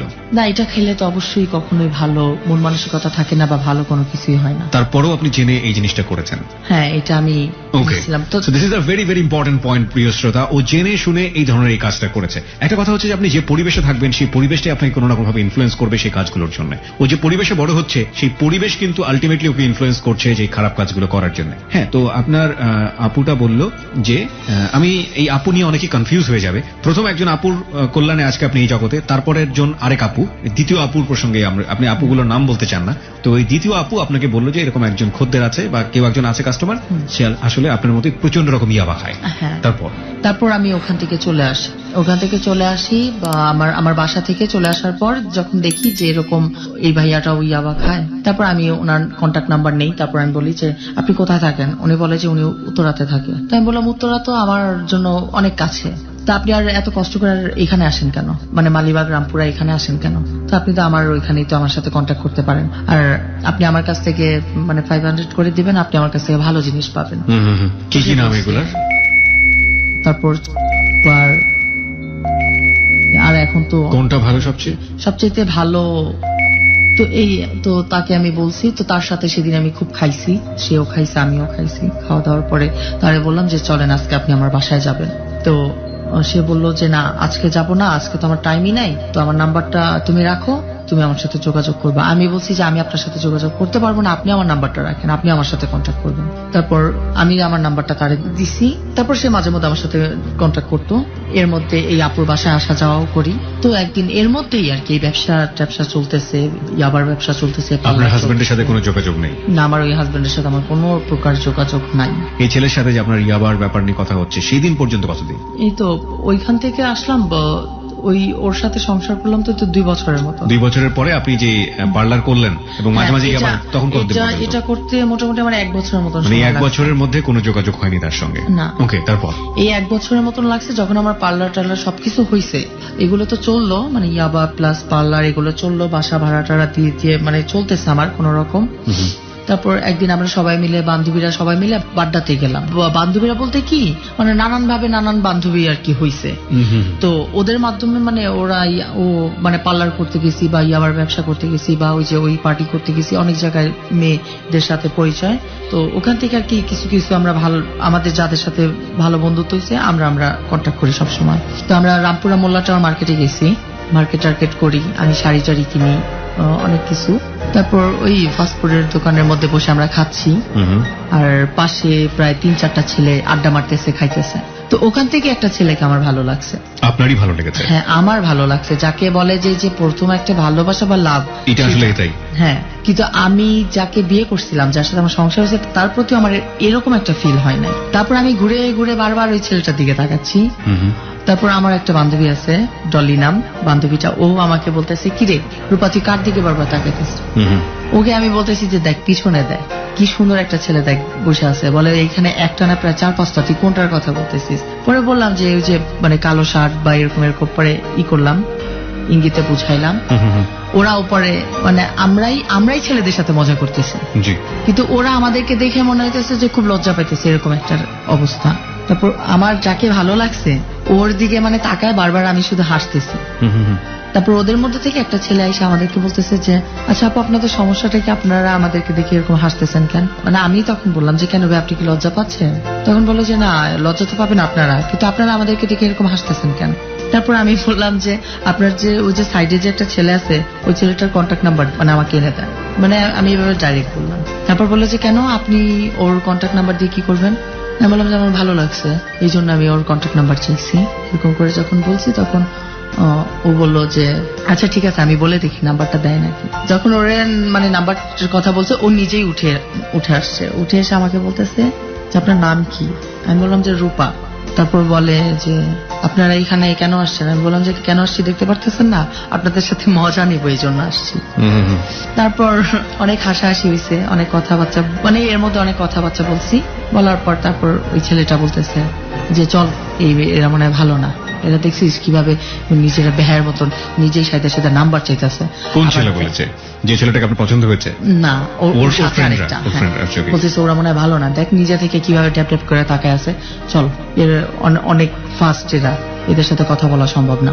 তারপর আমি বললাম যে আপনি আপনার কন্ট্যাক্ট নাম্বারটা দিয়ে যান, মানে আস্তে করে বলছি ওই ছেলেটাকে। তারপর ওর নাম্বারটা আমাকে মানে কোথা থেকে জানি কাগজে কলম, আমি এটা অবশ্য খেয়াল করি নাই, মানে একটা কাগজ বের করে ওই নাম্বারটা আমাকে দিল। পরে আমি বললাম যে এত তাড়াতাড়ি আপনি লিখেও ফেলছেন কলম আপনার? মানে যখন বললাম যে এত তাড়াতাড়ি আপনি কিভাবে লিখলেন, বললো যে মনে মন টান থাকলে সবকিছুই হয়, এভাবে করে বলে তারপর ও আমাকে নাম্বারটা দিয়ে যায়। আমি তারপর ওই যাওয়ার পরপরই রিক্সা নেই, রিক্সা মোল্লা টাওয়ার থেকে বের হয়ে আমি যখন রিক্সা নেই, তখন আমি ওকে ফোন দিয়ে আমি সবকিছু বলি যে আচ্ছা আপনাকে না আমার সত্যি খুব ভালো লাগছে, আপনি কি আমার সাথে কি প্রেম করবেন? মানে সব আসলে কি এটা না বলা হইতো না, সব বান্ধবীরা একসাথে, তুই আর কি জোকে জোকে বলে ফেলছি। একা একা থাকলে বা অন্য একটা মোড়ে থাকলে অবশ্যই মানে বলতে পারতাম না। তা আমি যখন বলছি তখন ও আসলে আমার সাথে হ্যাঁ প্রেম তো করাই যায়, সমস্যা কি? মানে আসলে ও আমার সাথে ফান করতেছে, কিন্তু আমার মানে ভালো লাগছে, আমি আসলে ফান করে বলতেছি, কিন্তু আমার ভালো লাগছে। তারপর ওর সাথে আমার প্রায় যোগাযোগ চলতে থাকে, এই 3-4 দিন পর, 1 সপ্তাহ পর, 15 দিন পর এইভাবে যোগাযোগ চলে। কারণ ওর সাথে তো আমি কন্টিনিউ যোগাযোগ করতে পারি না, কারণ আমার অনেক কাজ আছে, আমার অনেক কাজে আমাকে সময় দিতে হবে। ওর সাথে তো আমি কন্টিনিউ যোগাযোগ করলে দেখা যাবে এক পর্যায়ে ও আমাকে দেখা করতে বলবে, বা আরো অন্য, ওর সাথে আমার সম্পর্কটা আরো অন্যদিকে যেতে পারে, তো ওকে তো আমি টাইম দিতে পারবো না। তো এই জন্য ওর সাথে তেমন একটা বেশি কথা বলতাম না, আমি আমার মতন থাকতাম। তারপর ওর সাথে আমার প্রায় 3-4 মাস পর যখন কথাবার্তা হলো, যোগাযোগ হলো, ও আমার বাসায় আসলো, ও দেখলো যে আমার বাসা এটা, আমার পার্লার। তারপর ও আমাকে বিয়ে করতে চায়, ওকে আমি বিয়ে করি। মানে এখানে একটু জাস্ট জানার জন্য বলছি যে ছেলেটা সম্পর্কে আপনি ডিটেল জানতেন, যে ওর ফ্যামিলি কিরকম, ও কিরকম, একই সাথে ও কি আপনার সম্পর্কে জানতো? ওই 3-4 মাসের মধ্যে ওর মা বাবার সাথে আমি কথা বলি ফোনে, আর ওই সময়ের মধ্যেই ও আমার যে বড় ভাই ছিল, ও বাংলাদেশে আসছিল, ওর সাথে কথা বলে, বড় বোনের সাথে কথাবার্তা হয়। আপনার সমস্ত হিস্ট্রি কি সে জানতো? না। কি জানতো সে? মানে শুধু জানতো যে আমি এখানে থাকি, টঙ্গীতে থাকি, আর আমার দাদার বাড়ি তো পাশেই, আব্দুল্লাহপুর। তার মানে আপনাকে যদি গোপন করতে হয়, আপনাকে তো অনেক বড়, অনেক বেশি কিছু গোপন করতে হয়েছে, এবং এটা আপনি জেনে শুনেই করেছেন। কেন করেছেন? কারণ আমি ওর কাছে জানাইতে চাইনি, কারণ আমার প্রথম হাজবেন্ড জেনে আমাকে বিয়ে করে মাত্র 4-5 মাস রাখলো, তারপর আমাকে এরকম অত্যাচার করলো।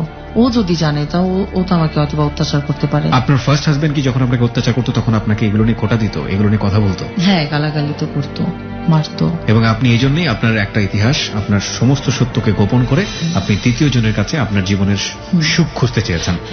This is another mistake, big mistake প্রিয় শ্রোতা, কারণ সত্য কখনোই গোপন থাকে না। দেখুন, এই যে বললাম না যে মানুষ যখন অপরাধের মধ্যে ঢুকে যায় একটার পর একটা অপরাধ করতে থাকে, কিন্তু একটা মানুষ সহজে অপরাধী হয় না, পরিস্থিতি তাকে বাধ্য করে।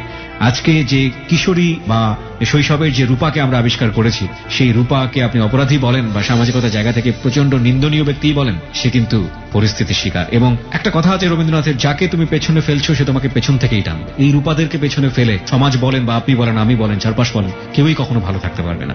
যাই হোক, আমরা আবারও তার কাছে ফিরে যেতে চাই। আপনি যেটা বলছিলেন যে হ্যাঁ, গোপন করলেন এবং আপনি বিয়ে করলেন, একবার কি মনের মধ্যে ভয় কাজ করলো না যদি জেনে যায় সবকিছু, কেউ যদি বলে দেয়? কারণ আমার ফ্যামিলির মানুষরাও তো তেমন একটা কিছু জানে না। আপনার ফ্যামিলি কি তাকে রিসিভ করেছিল, আপনার এই সেকেন্ড হাজবেন্ডকে? না, আমার বাবার কাছে তো আমি এখনো যাই নাই। আপনার বাবা সম্পর্কে তাকে কি বলেছিলেন? আমি বলছি যে আমার বাবা ভালো না, নেশাপানি করে, কিন্তু আমাদের বাড়িটা সবকিছু দেখছে, আমাদের এলাকাতে গেছে, দেখছে সবকিছু। তখন কি বাবার সঙ্গে কথা হয়েছে? না, তখনও হয়নি। না। এর মধ্যে যখন আমি আমার বাবাকে বলছি যে আমি কিন্তু বিয়ে করবো এখন। সেকেন্ড বিয়েটা কি ফার্স্ট বিয়ে জেনেছে? হ্যাঁ, এটাই তারা জানে। তারপর আমি যখন বলছি বাড়ি মানে তো ওটা আপনাদের নিজেদের বাড়ি ছিল? হ্যাঁ, আমাদের নিজেদের। কোথায় যেন ছিল বাড়িটা? কোন জেলায় বলছিলেন? টঙ্গী আব্দুল্লাহপুরে। টঙ্গী আব্দুল্লাহপুরে। কয়তলা বাড়ি ছিল আপনাদের? আব্দুল্লাহপুর দাদার বাড়ি, আর বাবা বাড়ি করছে আজিমপুর। আজিমপুরে। এটা ওটা তো এই বাড়িতে তো আপনারা বড় হয়েছেন, তাই না? কয়তলা বাড়ি ছিল? এটা 4 তলা। 4 তলা বাড়ি ছিল, এবং এই 4 তলা বাড়ির ভাড়া দিয়ে আপনাদের অটোমেটিক্যালি চলতে পারতো? হ্যাঁ, হ্যাঁ। What a story. ঢাকা শহরে 4 তলা বাড়ি, আজিমপুরে বাবার বিজনেস আছে, কোটি কোটি টাকার বিজনেস, এবং সেই পরিবারের মেয়ে রূপা, তার অতীত, বর্তমান এবং ভবিষ্যৎ আমরা আবিষ্কার করছি। অত্যন্ত হৃদয় বিতারক এবং কষ্টকর। ওকে, ঠিক আছে, আপনি যে কোনো ভাবে হোক ধামাচাপা দিয়ে আপনার সেকেন্ড হাজবেন্ড যে, তাকে আপনি বিয়ে করলেন। ফার্স্ট হাজবেন্ডের সাথে কি আপনার কোনো ডিভোর্স হয়েছিল? কোনো লিখিত কোনো ব্যাপার স্যাপার ছিল? রেজিস্ট্রি কোনো ব্যাপার স্যাপার ছিল? না, কোনো কিছু ছিল না। না, যখন ওকে আমি বিয়ে করব তখন এই আপুর সাথে আমি সবকিছু শেয়ার করছি, আর আপু তারপর আমাকে বলছে যে দেখ রূপা, মানুষ যত যাই করুক তুই তো তোর ফেসটা চেঞ্জ করতে পারবি না।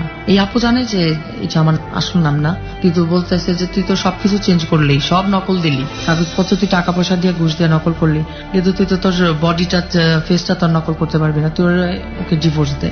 তারপরে আমি আপুর মাধ্যমে কোর্টে যাই, ওকে আমি ডিভোর্স দিই। তারপর এটা আমি যখন আমি পুরো শিওর হই, ওদের দোকানে আমি পাঠাই, ওদের বাড়িতে পাঠাই ডিভোর্সের কাগজটা। যখন যাই তারপর আমি মানে পুরোপুরি শিওর হই যে যাক, এখন ওর সাথে আমার পুরোপুরি। ডিভোর্স পেপার পাওয়ার পরও সে যোগাযোগ করেনি আপনার ফার্স্ট হাজবেন্ড? না, ওকে। ওর সাথে আমার কোনো যোগাযোগ নাই, আর ওর সাথে আমার ওই আসার পর থেকে আর কোনো হাই হ্যালো নাই, আমি দেই নেই, আমি কখনো দেই নেই। ওকে। তারপর তো ওকে আমি বিয়ে করি। বিয়ে করার পর ও বেশ ভালো চলে, ওর চাকরি করতো, বাইং হাউসের ইসে ছিল আর কি, চাকরি করতো। মানে মোটামুটি বলতে কি আমি পুরোপুরি সবকিছু ছেড়ে দেই, সবকিছু, ইয়াবা, তারপর এই যে খারাপ যে কোনো ইগুলি, লাইনগুলি, সবকিছু আমি ছেড়ে দিই। ওর সাথে আমি সংসার করি, বেশ ভালোই। ওর সাথে আমি পুরো 1 বছরের মতন যখন সংসার চলতে থাকে আমার, তারপর আপনার ওর কি হইলো আমি জানি না, ও চাকরিটা ছেড়ে দিয়ে ও বললো যে ও শেয়ার বাজারে কি বিজনেস করবে, টাকা পয়সা আছে, এটা সেটা।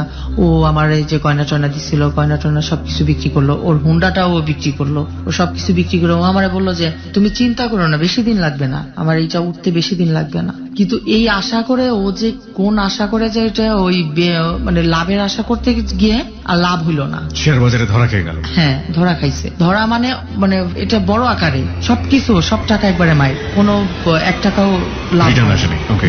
তো এটা যখন এই তো বাড়তে থাকে, তারপর ওর সাথে আমার সংসার জীবনটা গাঢ় হয়। গাঢ় হয় বলতে কি, যে ওকে যখন আমি বলি যে তুমি আর আমি যখন আমাদের মধ্যে একটা বাচ্চা কাচ্চা আসবে তখন তুমি কি করবা, বলে চিন্তা করো না, বাড়ি তো যাওয়া যাবে, বাড়ি তো আছে, বাড়িতে যাওয়া যাবে, সমস্যা কি। কিন্তু আমি ওরে বলছি কি যে না, আমি কখনো তোমার বাড়িতে যাব না, কারণ বাড়িতে যাব না, তোমার মার সাথে আমার অনেক গ্যাঞ্জাম হয়েছে, তোমার মার সাথে আমি একসাথে থাকবো না, বাড়িতে যাব না। আমি অনেক কষ্ট করছি, সবার লাথি ঝাঁটা বাড়ি এটা সেটা খাইছি, আমি তোমার বাড়িতে যাব না। এরকম যখন ওর সাথে আমার কথা কাটাকাটি হয়, ও চায় ওর বাড়িতে নিতে, আমি যাইতে চাই না। তারপর আমি বলছি যে আচ্ছা ঠিক আছে, দেখি সংসারটা কিভাবে কি করা যায়। যখন দেখলাম যে ওর কোনো দিকে আয় উন্নতি নাই, এই আপুর সাথে আবার আমি কথা বলি যে আপু কি করা যায়, আমার তো এই ইয়াবা টিয়াবা দিয়া হইতেছে না, আর পার্লার দিয়া বাসা ভাড়া হইতেছে, আর কিন্তু খাওয়া খরচটাও পরিপূর্ণভাবে হচ্ছে না। তারপর আপু বলল যে বিদেশে যাবি নাকি। তারপর বললাম বিদেশে কোন দেশে, বললো যে ভিজিট ভিসা। আমি বললাম যে তুমি তো জানো যে আমার তো শারীরিকভাবে প্রবলেম আছে, আমি বেশি কিছু করতে পারি না। বললো যে আরে বেশি কিছু না, ওইখানে ক্লাব ট্লাব আছে, তুই জাস্ট একটু আপ্যায়ন করবি, ওই যে বিয়ার টিয়ার খায় ওদেরকে একটু আপ্যায়ন করলি, আইনা টেনা দিলি, এতেই হবে। তো ওইখানে বেশি কাজ টাজ করতে হয় না, বেশি কিছু না। যখন এইভাবে করে বললো, তারপর আমি বললাম যে আচ্ছা ঠিক আছে তাহলে পাসপোর্টটা করি। পাসপোর্ট করলাম, ভিসা টিসা করলো থাইল্যান্ডের জন্য। আমি তখন জানতাম যে দুবাই বা অন্য কোনো দেশে, কিন্তু পরে বললো যে না ভিজিট ভিসায় থাইল্যান্ডে। তখন আমি বললাম যে আচ্ছা ঠিক আছে তাহলে চলো যাই, এই আপু সহ আমি আরো 2টা মেয়ে আমরা যাই, মানে মোট আমরা 4টা মেয়ে যাই। ওকে, প্রথম কথা হচ্ছে যে আপনি কি তখন ইয়াবার সাথে জড়িত ছিলেন? ইয়াবা ব্যবসা কি তখনও করতেন আপনার হাজবেন্ডকে বিয়ে করার, আপনার সংসারে আসার পরে? না না করতেন না? না, তখন পার্লার ব্যবসাটা ছিল? হ্যাঁ পার্লার ছিল। ওকে, এই ব্যবসাটা দিয়ে আপনার হচ্ছে না এবং এই কারণে আপনি আপনার আপুকে বললেন, সেকেন্ড যে আপুটা ছিল সেই আপু আপনাকে বললো বিদেশ যাবে কি। বিদেশ কেন যাবেন, কি বলেছিল সে? বিদেশ গেলে কিসের আয় হবে, কেন আয় হবে? না আমি ওই আপুকে বলছিলাম যে আপু দেখো নিজে এই খারাপ কাজ করা, ইয়াবা এগুলিও পোষায় না বলতে আর ভালো লাগে না, এগুলি নিয়ে এত ঘাটাঘাটি করা ভালো লাগে না। অন্য কোনো কিছু কি আর করার মতন কোনো রাস্তা নাই? তখন ও বললো যে বিদেশের লাইন আছে, যাবি নাকি? তখন আমি বললাম যে বিদেশের কিরকম, কিরকম প্রচুর কাজ করতে হয়, প্রচুর করতে হয়? তখন বললো যে এটাও এক ধরনের প্রস্টিটিউশন, রাইট? এটা আপনি জেনে শুনেই বিদেশে গিয়েছেন? হ্যাঁ। Okay, so this is my point, যে এটা কি আপনার হাজবেন্ড জানতো? না, যাওয়ার আগেই তো আপনার হাজবেন্ড জানার কথা। না আমি যখন যাই ওইখানে যাওয়ার পরে আর কেউ জানে। যাওয়ার আগে কেন জানাননি? যাওয়ার আগে জানাই নাই, কারণ ও তো আবার যদি আমাকে বাধা টাধা দেয় এই জন্য। Okay, so this is a very very important point প্রিয় শ্রোতা। দেখুন অপরাধ কত বড় হতে পারে। আপনি আপনার হাজবেন্ডের কাছ থেকে গোপন করে বিদেশে চলে গেলেন এবং ফর দ্য ফার্স্ট টাইম আপনি জানতেনও না এটাই আপনার প্রথম বিদেশ যাওয়া। সো যে কোনো ভাবেই হোক আপনি তো মাঝে মাঝে এটা শুনতেন বা শোনাটাই স্বাভাবিক যে মেয়েরা বিদেশে গিয়ে পাচার হয়ে যায়, এগুলো শুনেছেন না কখনো আগে? হ্যাঁ এটা শুনছি। শোনার পরও আপনি এই ধরনের রিস্ক নিয়েছেন? না, কিন্তু এই আপুকে খুব বিশ্বাস করি তো এই জন্য আসলে বিশ্বাস করেই আপনি রিস্কটা নিয়েছেন? হ্যাঁ বিশ্বাস করি, এই জন্য ভাবছিলাম যে কোনো প্রকার কোনো সমস্যা হবে না। ওকে ফাইন, তারপর গেলেন আপনারা বিদেশে, কোথায় গেলেন? পাতায়া নামের এরকম একটা জায়গা। থাইল্যান্ডের পাতায়াতে। ওকে, হ্যাঁ হ্যাঁ, ওখানে থাকি প্রায় 2 মাস 25-26 দিনের মতন। ওইখানে থাকার পর ওখানে কাজ বলতে কি ওইখানে যে ক্লাব আছে বা বার আছে ওখানে ওনাদেরকে আপ্যায়ন করতে হয়, কিভাবে কি হয়েছে বিয়ার টিয়ার ওরা খাওয়া দাওয়া করে এগুলো আনা নেওয়া, এইটাই আর কি বেশিরভাগ। আর ওই কাজটা তেমন একটা বেশি না, আমরা তেমন একটা বেশি করি নাই। 4 দিন 5 দিন পর যদি আপনারা গেলেই তো এই কাজটা পাবেন, ব্যাপারটা এরকম না। নিশ্চয়ই ওখানে একটা গ্রুপ থাকে যারা আপনাদেরকে মেইনটেইন করে। হ্যাঁ ওইখানে কিভাবে এই জিনিসটা হয় আমাকে একটু বলবেন? আমাদেরকে একজন আর কি রিসিভ করছিল এয়ারপোর্ট থেকে। উনি কি বাঙালি ছিলেন? হ্যাঁ বাঙালি ছিলেন। আচ্ছা, তারপর? উনি ওইখানে থাকে, তো উনি আর কি আমাদেরকে বার ক্লাব বলে ওইখানে আর কি দেয়, ওইখানে আর কি ঠিক করে দেয় যে 2 মাসের জন্য তোমরা আসবা, এরকম ওনাদেরকে আপ্যায়ন টাপ্যায়ন করবা, আর বিয়ার টিয়ার আনা নেওয়া করলে তারা এরকম বকশিস টকশিস দিবে, তোমরা 4টা বিয়ার খাওয়াইতে পারলে এত টাকা পাবা, এরকম করে আর কি বলে ওই আপুর সাথে। ওকে, আর এর মাঝখানে যে অনৈতিক কাজকর্ম যেটাকে আমরা বলছি সেটা আপনারা কিভাবে করতেন? না সেটা ওইখানে তেমন একটা হইতো না, তবে ওই হোটেলের রুমে নিয়ে আসতো যে আমাদের ওরাই ক্লায়েন্ট নিয়ে আসতো। ওকে, তো ওভাবেই আর কি হয়। তো 2 মাস 25-26 দিন থাকি ওইখানে থাকি। তো ওখান থেকে তারপরেই তো আসি আমি। এর মধ্যে ওকে ফোন দিছি যে হ্যাঁ আমি পার্লারের কাজের জন্য আমি থাইল্যান্ডে আসছি, আপুর সাথে আমি থাইল্যান্ডে আসছি। ও আবার বলছে যে কোন আপু, ও চিনে না এটা নিয়ে অনেক মার্কেটিং করা হয়েছে, অনেক ঝগড়া হয়েছে ফোনে। আমি বলছি যে তোমার তো এত কিছু জানার দরকার নাই, তুমি তো বলছো যে তোমার সংসার চলতেছে না, তোমার টাকা হলে তো সংসারটা চলে, তো তোমার এত কিছু জানার দরকার নাই, তুমি টাকা পেলে তুমি চুপ থাকো। তারপর এটা নিয়ে যখন আসছি তারপর আমাকে বলছে যে না তাহলে হবে না, তুমি তোমার মতন আলাদা হয়ে যাও, আমি যদি আমার বউকে যদি না চালাতে পারি বউর টাকা আমি খাবো না, এরকম যখন বলছে। তারপর ও আমাকে ছেড়ে দেবে। তারপর আমি ওরে বলছি যে আমার লাইফে আমি কিন্তু অনেক কিছু করছি, আর এত কিছু আমি বেশি কথা বলতে চাই না, কিন্তু তোমাকে আমি যদি না পাই আমি কিন্তু সত্যি কিছু একটা করব। তারপর ওর সাথে যখন আমার ভুল বুঝাবুঝি বলতে কি, ও চাচ্ছে যে আমাকে বাড়ি নিয়ে যাবে, তাই আমি বাড়িতে থাকবো না। বাড়ি কোথায় ছিল ওদের? ওদের বাড়ি রাজশাহীতে। ওকে, রাজশাহী। তো ওর বাড়িতে যে নিতে চাইছে, কিন্তু আমি বাড়িতে যাই নাই, আর যাবো না বলছি। তারপর তো ও আমারে অনেক কিছু বলছে যে তুমি চলে যাও, তোমার আমি ডিভোর্স দেই। যখন ও আমার এটা বলছে তখন আমি বিষ খাইছিলাম। বিষ খাওয়ার পর আমাকে ঢাকা মেডিকেলে নিয়ে যায়, এই আপুরা সহ আপুদেরকে ফোন দেয়, নাম্বার টাম্বার এর মধ্যে কোনোভাবে আর কি কথাবার্তার মাধ্যমে আর কি হয়েছে, ওকে বিশ্বাস করানোর জন্য যে পার্লারের কাজে গেছি, তখন আর কি আপুর সাথে কথাবার্তা হয়েছিল। তো ওই তখন থেকে আর কি আপুর নাম্বার ছিল। যখন বিষ খাইছিলাম আমি, তখনও আমাকে ঢাকা মেডিকেলে নিয়ে যায়, ওয়াশ টাশ করায়। তার 2 দিন পর আর কি আমার জ্ঞান ফেরে, তারপর আর কি বেঁচে আছি। তো ও আমাকে তারপর বলছে যে আচ্ছা যাক, তোমার আমি দরকার হলে ভিক্ষা করে খাওয়াবো, তুমি তোমার কোথাও যাওয়া লাগবে না। তারপর ও বললো যে বাসার সব ফার্নিচার বিক্রি করে দেই, এত টাকা 20,000 টাকা বাসা ভাড়া দেওয়ার দরকার নেই। তারপর আমি বললাম যে আমি ওইভাবে থাকতে পারবো না। ও আমাকে তখন বুঝাইলো যে দেখো আমরা একটা রুমে থাকি, খারাপ কিছু কইরা আমাদের 20,000 টাকা দিয়ে দরকার নাই, আমরা কম খাই কম পড়ি তাও এটা ভালো। এরকম করে যখন বুঝাইলো তখন আমি বললাম যে আমি ছোটবেলা থেকে আমি বড় হয়েছি, যেভাবে আমি সেভাবে থাকবো, আমি এভাবে থাকতে পারবো না। তারপরেও বলে যে তুমি এরকম কেন, তুমি কোনো কিছু মানতে চাও না কেন? যখন এরকম করে বলছে তখন আমি বলছি যে আমি মানতে চাই না, এটার অনেক কারণ আছে, আর কষ্ট করছি তো এই জন্য এখন আর কোনো কিছু মানতে চাই না, নিজের কথাটাই সবার আগে মনে করি। তারপরে এরকম করে বলার পরে ও বললো যে আচ্ছা ঠিক আছে, তাহলে কিছু কিছু বিক্রি করি, 2টা রুম নিয়ে থাকি। তারপরে আমি বললাম আচ্ছা ঠিক আছে। তারপর বেশিরভাগ ফার্নিচার বিক্রি করে দেই, 2টা রুমের বাসা নেই, 2টা রুমের বাসা নিয়ে চলতে থাকি। এই টুকটাক করে বলতে কি বাসা ভাড়া 10 তারিখের জায়গায় 15 তারিখ হয়, দিতে পারি না, বাসায় কোনো কিছু থাকে না। তো এইরকম করতে করতে ওর সাথে ঝগড়া বিবাদ হয়, বাসা ভাড়া দিতে পারে না। তো আমি যদি বাইরে না বের হই তাহলে তো আমার বাসার সংসারটা চলতেছে না। ও বলতেছে তাহলে তুমি বাইরে গিয়ে কোথায় থাকো, তুমি তো পার্লারেও থাকো না। আমি বলছি পার্লারে না থাকলে টাকা আসে কোথা থেকে, পার্লারেই থাকে। মানে আপনি যে এই যে কাজগুলো করেন সে কাজগুলো সম্পর্কে সে কিছু জানতো না, কিন্তু এক ধরনের সন্দেহ তার মনের মধ্যে ছিল। ওকে। তারপরে তো ওর সাথে খুব গন্ডগোল হতে থাকে অভাব অনটন নিয়ে, মানে বাসা ভাড়া দিতে পারে না, সংসার চলতেছে না। তারপর কি করব, কিছু না ভেবে যখন কোনো কুল কিনারা না পাই তখন আবার বাধ্য হয়ে আবার তখন বাইরে কন্ট্যাক্ট করি, একে ফোন দেই ওকে ফোন দেই, ফোন দিয়ে দিয়ে কন্ট্যাক্ট করার চেষ্টা করি। আর এর মধ্যে আরেকটা কথা বলি নাই, আমি কিন্তু কন্টিনিউ বাবা খাই, বলতে 4টা 5টা 6টা এরকম লাগে। কিভাবে খেতেন? ও তো জানতো না। না, ও জানেন। গোপনে খেতেন কিভাবে? কোথায় পার্লারে পার্লারে বসে বসে খেতেন? আর ও তো সকালে বের হয়, আসে রাত 9টা 10টার সময়, বাসায় খাই, এই আর কি। কিন্তু জানে না বলতে একদিন বাসায় আসছে রাতের বেলা, দেখছে যে মানে টাকা মোড়ানো পাইপের মতন, বলতেছে যে এটা কি। আমি বললাম যে এটা কি, মানে এটা আমি জানি এটা কি, এটা তুমি না জানো। তখন আমি বললাম যে এটা মানে ওই যে আমার বাসায় ছোট একটা বোনের মতন আমার বাসায় থাকে, কাজ টাজ করে। আমি বললাম যে ও মনে এটা মানে টাকা, এটা তো। তখন আমি খুলে দেখতেছি কি টাকা, আর ওর সামনে তো আমার একবারে না জানার ভান করতে হবে। আমি বলতেছি ওইটা তো টাকা, এটা তো 2 টাকার নোট। পরে বলতেছে যে তো এখানে কেন এরকম করে পেঁচানো কেন? আমি বললাম ও মনে হয় পেঁচায় রাখছে। আমার ছোট বোনটার নাম ধরে বললাম যে ও মনে হয় পেঁচায় রাখছে, ছোট মানুষ এরকম করে রাখছে। তারপর ও যখন এরকম কতদিন চলতে থাকে, কিন্তু বাবা আমি খাই কন্টিনিউ।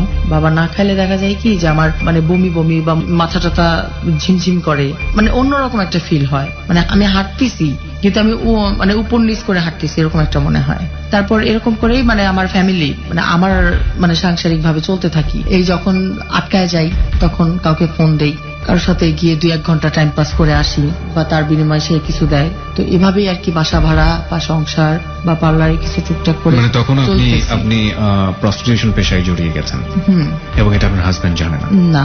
বিকজ অফ ফ্যামিলি তো চালাইতে হবে যে কোনো ভাবেই হোক। হ্যাঁ, যেভাবেই হোক। ওকে। আর ও যতটুকু পারে ও চালাচ্ছে, আমিও চালাচ্ছি।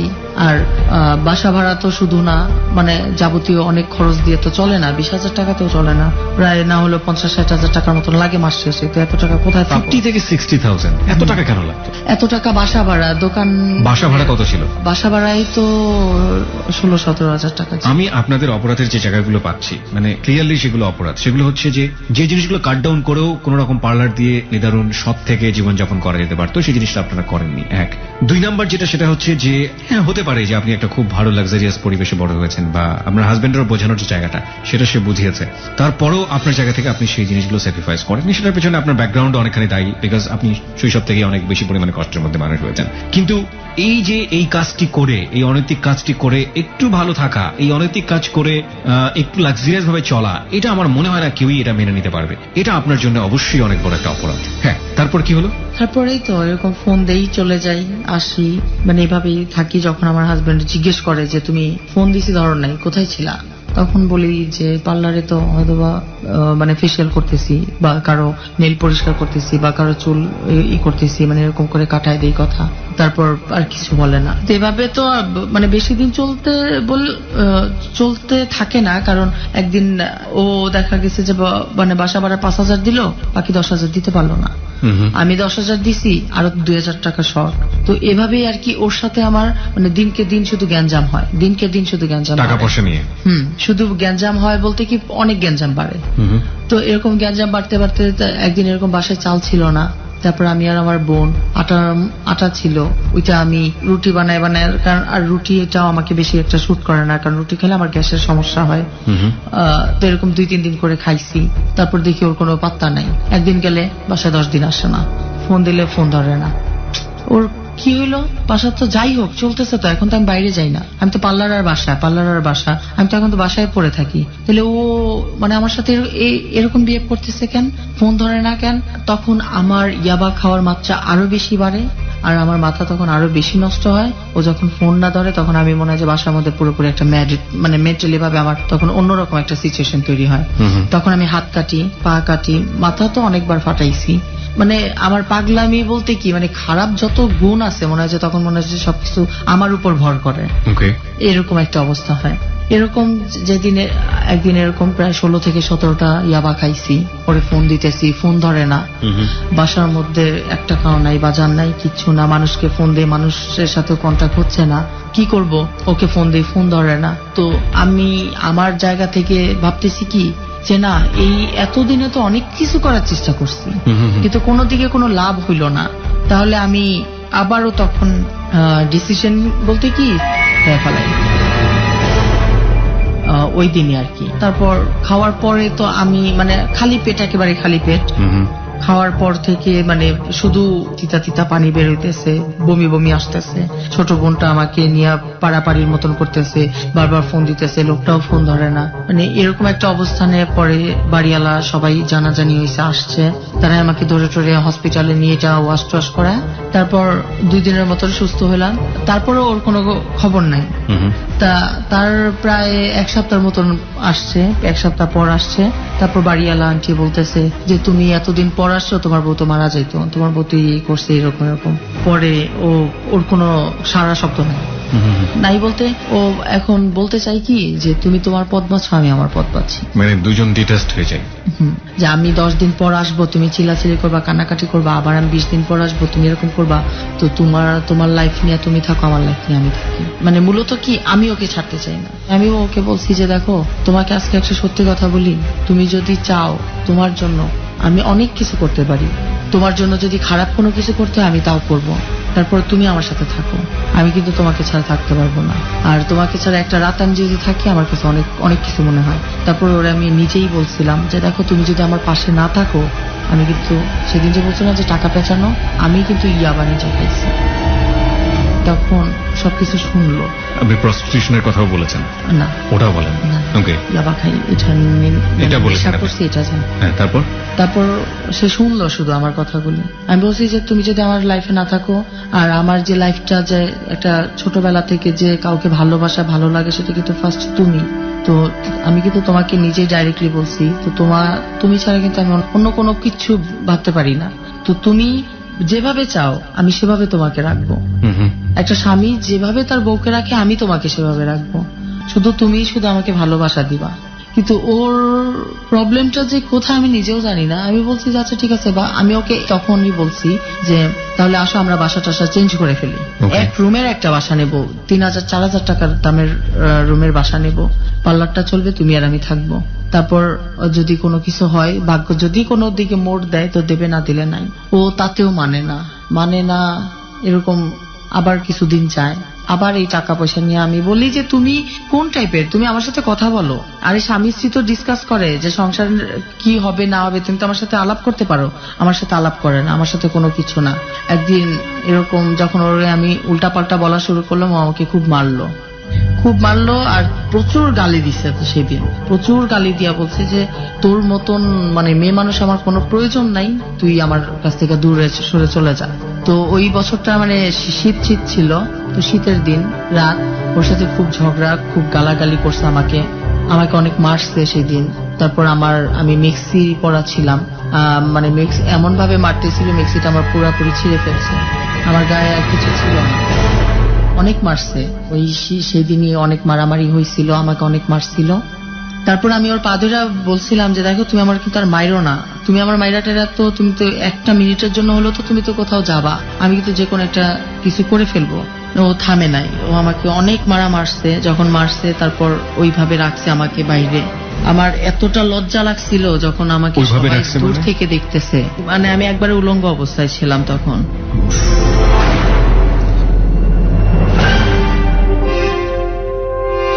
খুব মারছিল তো, ওই যে মারামারিতে ধাক্কা ধাক্কিতে, তখন ও মারা অবস্থা, তো আমিও ওরে ধাক্কা দিয়ে যখন দেয়ালে মাথায় দিছিলাম বাড়ি, তখন আমার এদিক দিয়ে রক্তের মতন পড়তেছিল।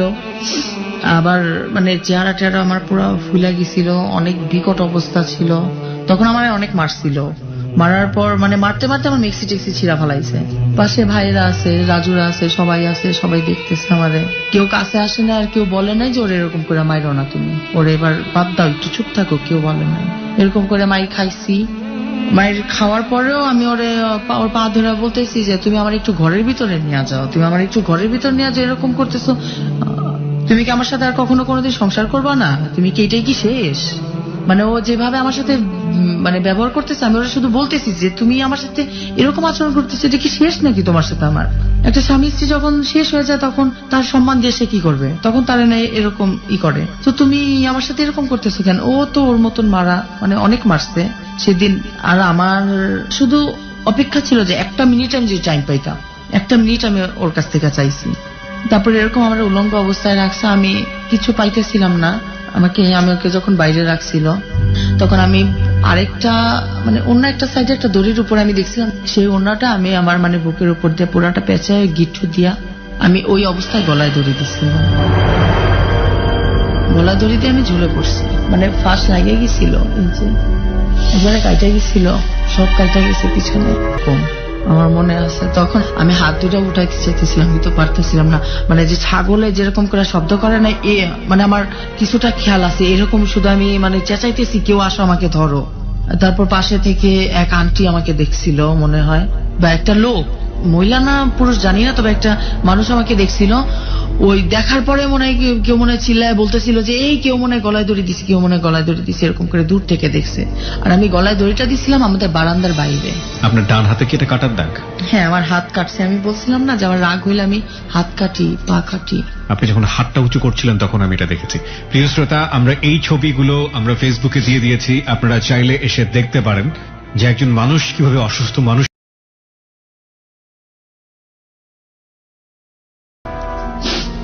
তারপর সবাই আসে, তারপরে ওই যে আমি মানে যখন ওরা মনে হয় চিল্লাইতেছিল বা কি করতেছিল, তারপরে আমি আর বলতে পারবো না। কিন্তু তারপরেও আমি এটাও আমি জানি না যে আল্লাহ তাআলা কেন আমাকে বারবার বাঁচাই দিতেছে। মানে আমি আমার নিজের জীবনটা দেওয়ার জন্য আমার যতটুকু কিছু করার দরকার আমি ততটুকু করছি। মানে করছি বলতে আরো যদি কিছু করতে হয় আমি আরো কিছু করব, কিন্তু আমার জীবনটা কেন যায় না, মানে এরকম একটা প্রশ্ন আমার নিজের কাছে। তারপর ওইখান থেকে মনে আমার কেউ নিচের টিচে নামায়, কাপড় চোপড় পরায় টরায় হসপিটালে নিছে, আয়সা ক্লিনিকে নিছিল। ওইখানে নেওয়ার পরে একটা না 15-16 দিন থাকতে হয় ওইখানে আমার। ওরা মানে আমার যে কি অবস্থা ছিল আমি নিজেও জানি না। 15-16 দিন পর আমি সুস্থ হয়ে বাসায় ফিরি। তারপর ওরে আমি বলছি যে দেখো ঠিক আছে, ওকে তুমি আমার সাথে থাকতে চাও না, থাইকো না, তুমি চলে যাও। তখন আমি নিজে বলছি, ওরা আমি বলছি যে আল্লাহ যেহেতু এবারও আমাকে বাঁচায় নিয়ে আসছে, আমি তোমার সাথে থাকতে চাই না। তারপর ও বললো যে আচ্ছা ঠিক আছে, যত যাই হোক আমি তোমার নিয়ে, যেভাবে হোক যত কষ্ট হোক আমি তোমার নিয়ে থাকবো। কিন্তু ওর ইদানিং এখন মানে লাস্ট পর্যায়ে আমি আমার এই গলায় ফাঁসিটা দিছিলাম। আর এখন এই বর্তমানে আমার সিচুয়েশনটা এখন এমন অবস্থা, আমি টাকা না দিলে বাসা ভাড়া দেওয়া যাবে না, আমি কিছু না করলে আমার সংসার চলবে না। মানে মূলত আমি একটা টাকা যদি দিই তাহলে আমার পেটে ভাত যাবে, আর নয়তো না। এবং পুরোপুরি আপনার উপর ডিপেন্ডেন্ট। ও কি করে? ও এখন তো ওই যে ব্যবসা বাণিজ্য সবকিছু মাইট টাইট খায়া, ও এখন ম্যান পাওয়ার কোন লোক পাইছে এদের সাথে ঘুরে। আর ওরা আমি একটা কথা বলছি যে তুমি আমার একটা সময় বাড়িতে নিতে চাইছো, তুমি এখন আমার বাড়িতে নিয়ে চলো। কারণ আসলে কি ভাইয়া এখন আর হচ্ছে না, মানে এটার তো একটা শেষ আছে। আর আমি এটা কখনো কারোর সাথে একটা মুহূর্তের জন্য আমি কারোর সাথে মানে মন থেকে যে হ্যাঁ এটা তো করতেছি মন থেকে হচ্ছে, এরকমটা আমার কারোর সাথে হয় নাই। জাস্ট শুধু একটাই উৎস, টাকার জন্য। আধা ঘন্টা থাকি, 10 মিনিট থাকি, 20 মিনিট থাকি ভিতরে, যেখানেই থাকি। আর আমি কখনো রাত কারোর সাথে কখনো একটা রাত আমি পুরো থাকি নাই, কারণ ওটা আমার সহ্য হবে না। আর যে ক্ষণিকের সময়টা ওইটা আমি ওইটা যে আমার ভিতরে ভিতরে অনেকটা কষ্ট লাগে। আর এজন্যই আমি যে কোনো কিছু পাইলে আমি খায় ফেলাইতে চাই, মরে যেতে চাই। যে আমি এটা অসম্ভব, আত্মহত্যা করা নাকি মহাপাপ। আমার কাছে এখন মনে হয় যে নিজেরে নিজে বিক্রি করাটা এখন মহাপাপ। আর আমি যেই সিচুয়েশনে দাঁড়ায় আমি মানে আমার মধ্যে দিয়ে যা যা হয়ে গেছে, কিছুটা আমি করতে চাই নাই, আবার কিছুটা টাকার জন্য করছি, করেও আমি শান্তি পাই নাই। আর এখন বর্তমানে আমার যে হাজবেন্ডের সাথে থাকা, সে পুরোপুরি এখন আমার মানে আমাকে বুঝতে চায় না। আমি তাকে অনেক বেশি ভালোবাসি। আর এখন আমি এই যে বাসা থেকে এখন এই 2 দিন ধরে যে আমি অন্য জায়গাতে আছি, এটা আমার পেটের জন্য। আমি চারোপাশে আমি বাইরে যাওয়ার জন্য ভালো লাইন গার্ডের জন্য আমি দিয়ে রাখছি।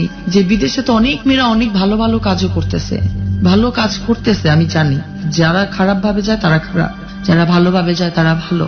তো আমিও চাই যে ভালো কোনো একটা কাজে যদি যাইতে পারতাম, আমি আমার নিজের লাইফটাকে একটু হলেও চেঞ্জ করতে পারতাম। বাবার কাছে আমি এই যে যতটুকু বলছি এর মধ্যেও আমি বাবার কাছে যাওয়া আসা করছি, ফোন দিছি। এটা আমি জানি না এটা আমার কেমন বাবা আর কেমন মেয়ে আমি তার। সে আমাকে আমার মা মারা যাওয়ার পর থেকে আমাকে আর আমার ছোট ভাইকে রাস্তায় ফালাই দিছে। আপনার ছোট ভাইটাকে কি খুঁজে পাওয়া গেছে? হ্যাঁ, আমার ছোট ভাইটা তো এখন জেলে আছে বর্তমানে। আমার ছোট ভাইটা তো ওর লাইফটা হচ্ছে আরেকটা করুণ অবস্থা। ও অপরাধের মধ্যে ধীরে ধীরে জড়িয়ে হ্যাঁ, ও তো পুরোপুরি। প্রিয় শ্রোতা, এই হচ্ছে আলটিমেট স্টোরি অফ রূপা এবং তার জীবনের অপ্রিয় সত্য আমরা এতক্ষণ ধরে শুনলাম। প্রায়শ্চিত্তের প্রশ্নে যদি বলি, সেটা হচ্ছে যে পুরো জীবনটাই তো আগুনে জ্বলছে, ও আর কি প্রায়শ্চিত্ত করবে? ও তো চায় না এমন জীবনে থাকতে, এবং সেই জীবনেই ও চলে গেছে টাকার জন্য, অর্থের জন্য। সেই অর্থ কি মানে ওর জীবনটা ওকে দিতে পেরেছে? ও যে জীবনে আছে পারেনি, 1। আর 2 নম্বর হচ্ছে এই জীবন তো কেউই চায় না, তাহলে এই জীবনটাই তো এক ধরনের বড় ধরনের প্রায়শ্চিত্ত। অপরাধ কি ওর ছিল? অপরাধ ছিল ওর পরিবারের, এবং ওর পরিবার, ওর বাবা কি গর্ব করে বলতে পারবে যে সে তার ওরসে যে সব সন্তান হয়েছে তাদেরকে সে সঠিকভাবে মানুষ করেছে? এটা তো তার প্রায়শ্চিত্ত। সুতরাং ভুল বা অপরাধ আপনি যাই করুন না কেন, সেই ভুল এবং অপরাধ কোনোভাবেই আপনাকে সুস্থ থাকতে দেবে না। আজকের এই রূপাকে এখানে তুলে ধরে আমাদের মূল যে নকের জায়গাটা ছিল, সেই নকিং এর জায়গাটা হচ্ছে এটাই যে আপনার পরিবারের সন্তান কিভাবে মানুষ করলে এইরকম রূপা হতে পারে, তার একটা জ্বলন্ত উদাহরণ আজকে আমরা এখানে দেখেছি। এবং এদেরকে সুন্দরভাবে বড় করার দায়িত্ব আপনার। যদি আপনি সেই পরিবেশ দিয়ে বড় করতে না পারেন, তাহলে সন্তানকে পৃথিবীতে না আনাটাই ভালো। আজকের এই রূপার জীবনের যে অপ্রিয় সত্য বা অপরাধ বোধ, সেটা শোনার পরে আমাদের কাছে এটাই মনে হয়েছে। কিশোরী রূপার জীবনটা এখন কোথায় দাঁড়িয়ে আছে আপনারা জানেন, এবং সামনের দিনগুলো আসলেই কি সেটা আমরা জানি না।